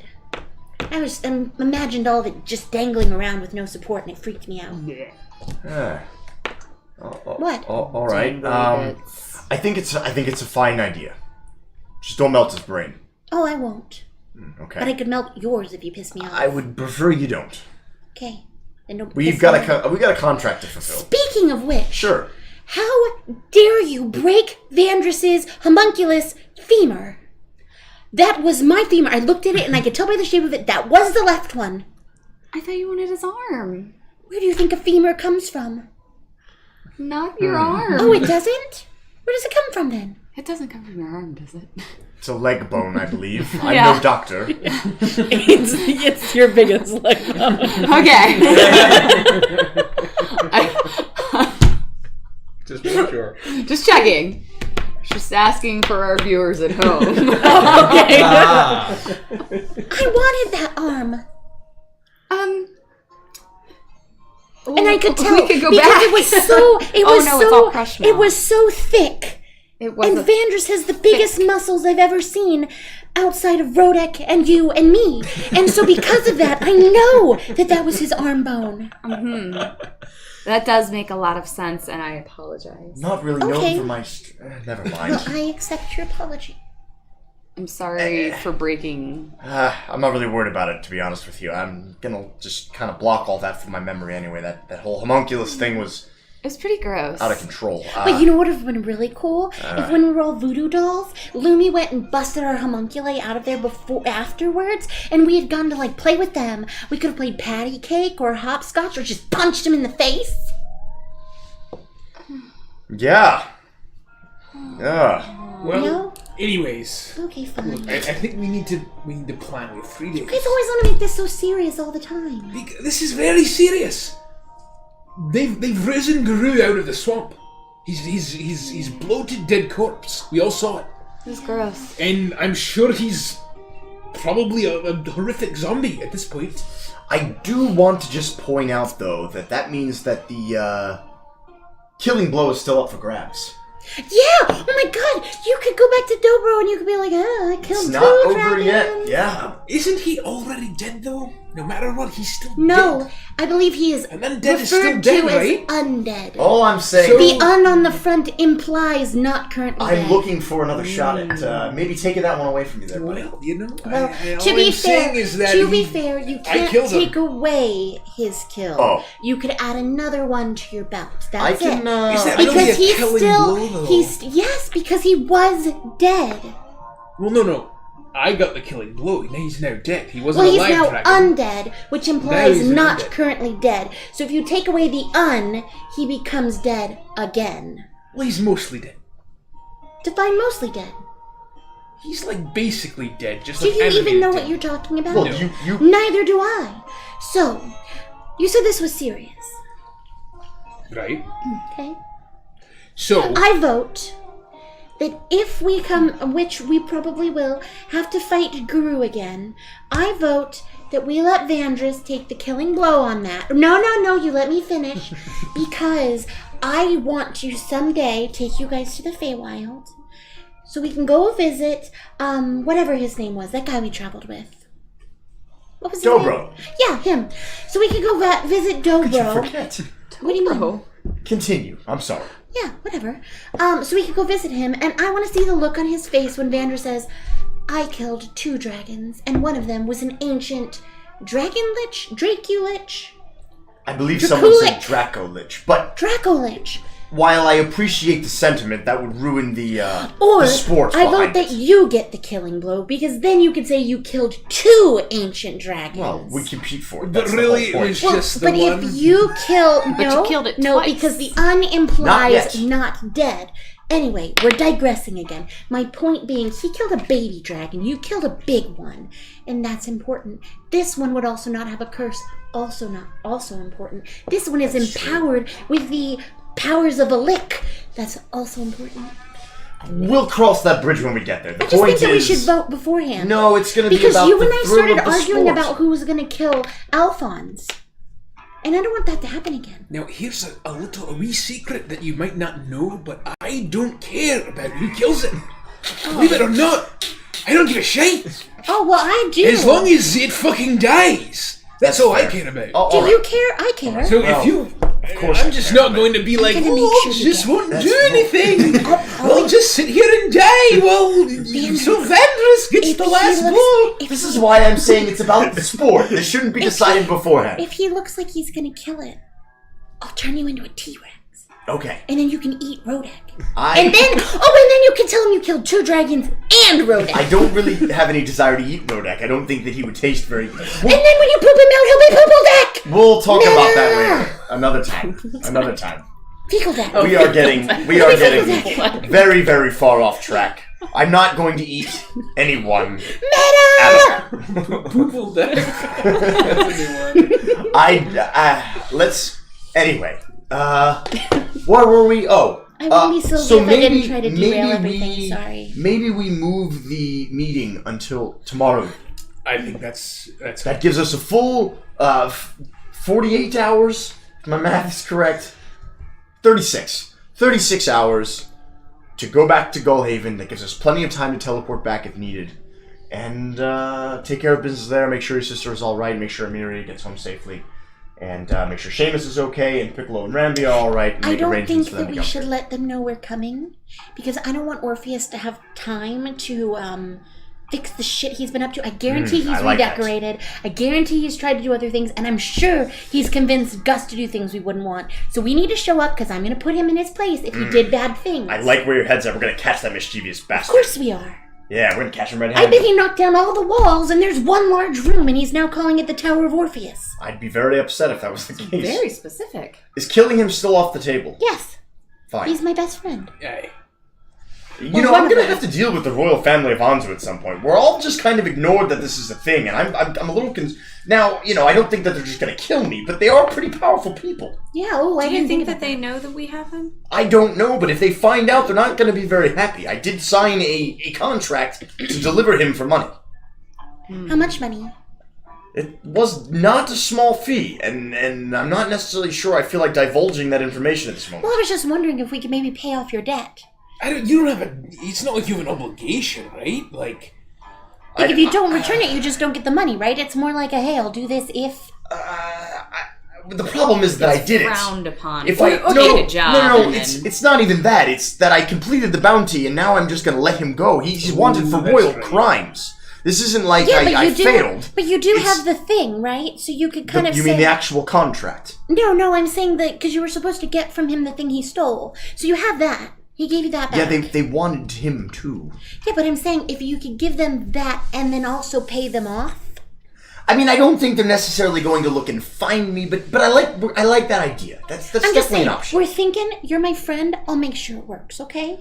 I'll pull out, while this is happening, I'll pull out some parchment and I'll just write a quick letter to Leaf from Vine about saying, hey, change of plans, can we meet tomorrow evening at, 10 p.m. or whatever. Okay. Why are we meeting with Luke? And I'll from find Vine? a sailor too. We're going to meet with the heads of all of the different factions here and see if we can maybe discuss this, avoiding any potential political unrest. Leaf seemed very excited about where relations were between all of the factions, and maybe there doesn't need to be this needless conflict between all of these factions anymore, especially with what everybody's gone through. So we just wanted to meet and fill them in and let them know about the dangers of Garou potentially being back in some shape or form and kind of go from there. That's going to be quite a conversation if I do say so myself. I agree. I probably shouldn't talk during it because I put my feet in my mouth. Not just one foot, both of them. That is something to behold, I bet. Oh, I can't actually do it. Oh. It was a metaphor. Is Oh. it a Try? metaphor? Is it a simile? Which one starts with like or as? Is What's it the like or as? definition of a... So is that in this campaign? The time streams are messing up! Anyways, I agree. I think we should wait for Amelia to get up, see if she wants to go back soon. Yeah. And I think that we should let her rest as long as she needs to. Yeah. Oh, and I told her about what the Cloven said. I felt that maybe it wouldn't be the best thing to put her on the spot with that in front of everybody, so That's I fine. talked to her about it privately, and Excuse me. How did she seem? she seemed like it made her feel... I mean, she didn't really tell me how she felt about the whole us making a deal with the devil thing, but the whole Hissy being with Saluna thing, it seemed to really make her happy. That's great. And I think it was the closure that she needed to be able to move on and find a life outside of what you guys used to do before. Yeah. She deserves that. She I hope really so. does. She's wonderful. And I think she, as much of a shit, as she may be to you sometimes, I can tell she loves you very much. It's all in good fun. She probably won't ever say it, though. That's fine. It's one of those just understood kind of thing. We, as we all know, we've been through some things, and when you go through things with people, you form a bond whether you want to or not. Yeah. That's right. So. Yeah, like, tied to Rodak now for a long time. Yeah. Alright, so we wait for Amelia to get up and kind of just chat. So you are And planning we'll chatting. fill in Captain Isaac's. Yeah, you fill in Captain Isaacs. send the yeah. letter. So Yeah. Captain Isaacs comes down. You give him the full report of everything that happens, any of the proof that you have, the vials and all of that stuff. For Vito, the DM's going to tell you to do that. For Vito to take a look at to prove that he was up to some nefarious shit and was all marked with his shit. So he would not. No one else would be able to do that brand mark. All of the evidence and proof that you have, you provide to Captain Isaacs. And The lead bars. Yeah. Whatever, yeah. Yep. And so as Captain Isaacs leaves and you're all sitting there and you hear footsteps coming that pass him and walking down from above deck. And you see in full street clothes, Emiria walk down with two swords at her hips. And she steps over to you guys. Hey, Chicky Chicky, what's up? I lied about wanting to sleep in. I snuck out. Oh, I'm that's sorry, okay. guys. Wait, you've been out. I've been up, yeah. I told my Chucklefuck crew to get ready to go. Great. I'm taking off, guys, and I'm just Well- coming back to get Hissy.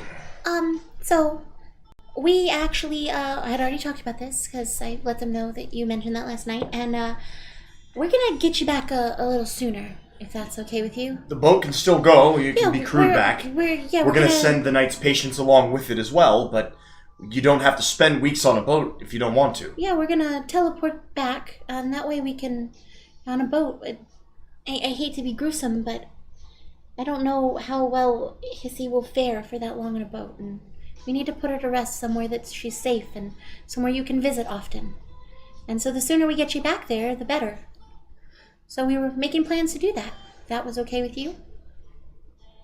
Well, I was honestly worried about those crocs.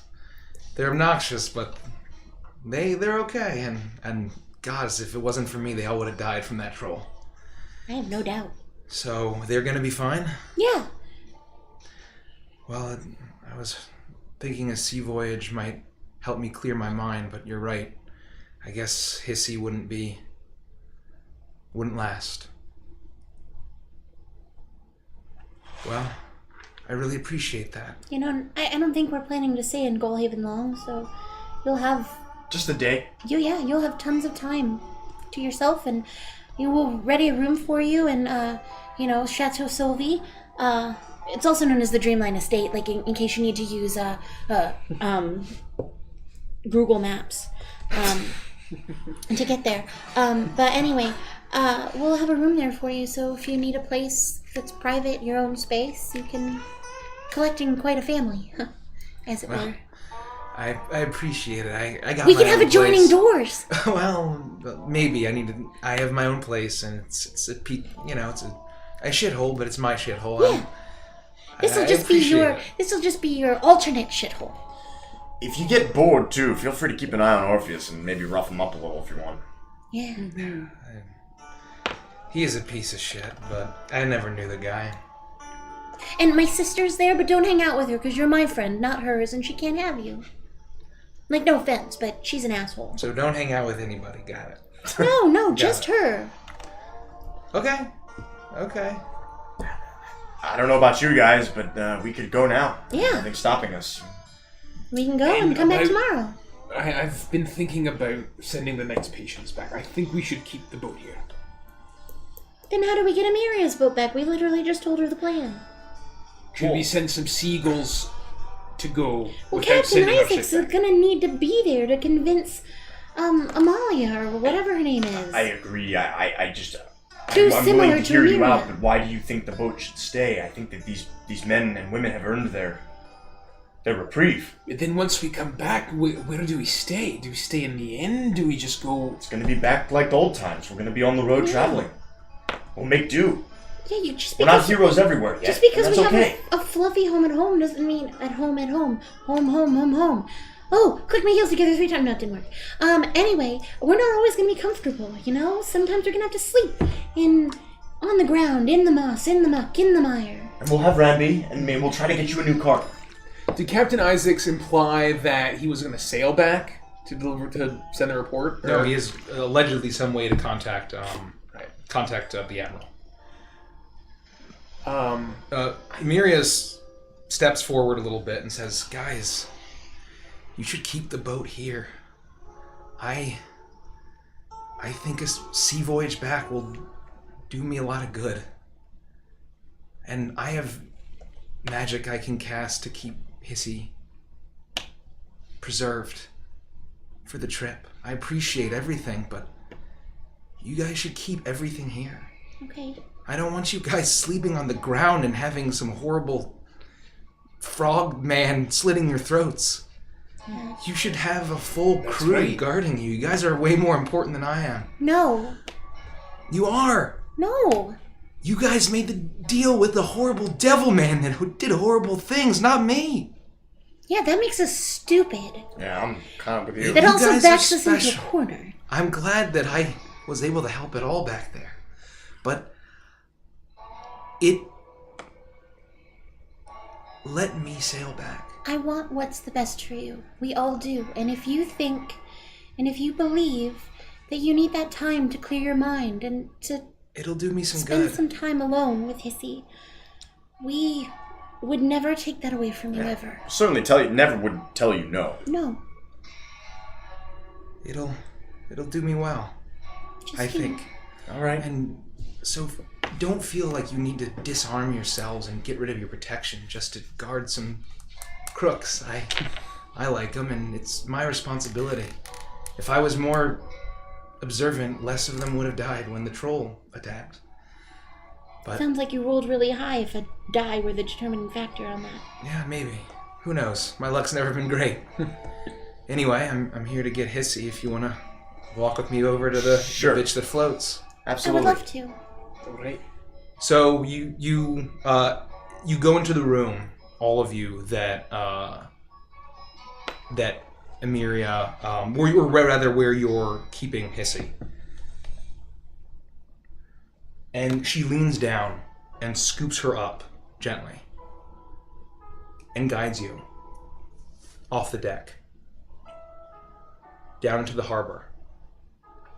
You make your way through the streets and you see a throng of people fleeing effectively Ogway. Ships are leaving. The massive port that had been coming in for Nuit Blanche is now funneling out. You see the ship that was the crown jewel in the Crook's fleet, but compared to the Ninth Patience and what the Sea Eagles have was looks raggedy in comparison. Miria leads you the whole way in silence. And she takes you up onto the deck. And she asks for a moment. And before she does, she holds out Hissy's tiny halfling body to you. And says, well, if you want to say bye now to her, I mean, who knows with how long it took me to get here. You guys will probably be done with all this by the time I get back to Gullhaven. Yeah, maybe. I want to put her down below. Well, I'll say, I'm glad you were there. And I'm glad that you had a chance to deliver justice and do what's right by her. So was I. So am I. And thank you for not getting yourself killed. I thought about it. Sylvie convinced me otherwise. Thank you, Sylvie. Welcome. Thank you. I'm gonna go put her to rest and... Just one moment. Mm-hmm. And I'm going to walk up to the body and I'm going to hold its hand. I didn't know you, but I know about you. You were strong and you were kind. Thank you for teaching Emiria how to love and how to be strong and how to be kind. And I hope that in her you will live on for a long, long time. Because as long as I am here, a little bit of you will live on in me. May the light of the moon guide you. Rest in peace. And I'll cast Minor Illusion to kind of show like a moonbeam coming down around her. And you see the shimmering silver light of the moon. And it's just beautiful, and Emiria, a smile comes to her face, and her eyes tear up a little bit, but no tears fall. It seems as if the person that you had known for so long has found some semblance of peace. I'll be right back. Before you go, I've never been very good at goodbyes, so here. And I just reach into my cloak and I pull out a letter. I hand it to her. And I say, I'm sorry, Izzy. Did the best that I could. I'll read it to her on the way back. It's for you as well. Thanks. She tucks it in and says, I'll see you off. Just give me a sec. Come here. She steps forward. I'm going to give her a kiss right on the cheek. Take care of yourself. We love you. All of us do. And write me sometimes, okay? I want to know what you're doing and how things are going. Keep an eye on Gullhaven for us. I will. I mean, you guys are the heroes. Well, you already saved Gullhaven. Don't worry about us. I want to lay her down and I want to say goodbye too. Okay. She takes Hissy, still draped in the white cloth, and she walks down below deck, and she is gone for 5 minutes before she meets you back out on the deck as the sun is, past morning and it's rising in the sky. And she looks at all of you and says, well, this is it, guys. I'll keep an eye on Gullhaven and everybody. I'll make sure that Forgus isn't dead. And I'll try not to get killed by a sea troll. How about that? After what happened last night, if I get taken out by a sea troll, that's anticlimactic. That's very anticlimactic. Make sure you stop by and see Seamus every once in a while. I know he worries about you. Yeah, I know. Maybe I will. She goes up to Eurodek, and she leans down and puts a hand on your shoulder and says, "You got a real strong arm." Well, it served me well. And what I saw you do reminded me of what Hissy could do. You should think about that. I will. You saw what they can do. She looks up. Thank you. You stay safe. I will. And we'll see you very soon, I'm sure. She goes to you, Annulin, and she puts a hand on your shoulder. And she says, well, you're a hell of a shot. Better than Taiki. And I'm glad Better than Taiki. I'm glad you could put her in her place before everything. Little friendly competition. I know that these guys can get a little intense. Please try to pull them back off of the edge now that I won't be there. I have to admit I was a little jealous of you when you showed up and you were, so strong and you walked tall and you were confident, and I wanted to be like you, but I didn't want to show it, and I'm seeing that there's just so many sides to you, and I'm gonna miss having you around, but I'll try to fill your shoes. Well, confidence and all that, like you guys learned, I'm a better liar than you all thought. She goes to you, Avantris, and she puts a hand on your shoulder, and you feel a squeeze, and it pulls you in, and her arms go around you, and she gives you a hug, and it pulls you in tight, and she lingers. She says, I never blamed you, Avantris.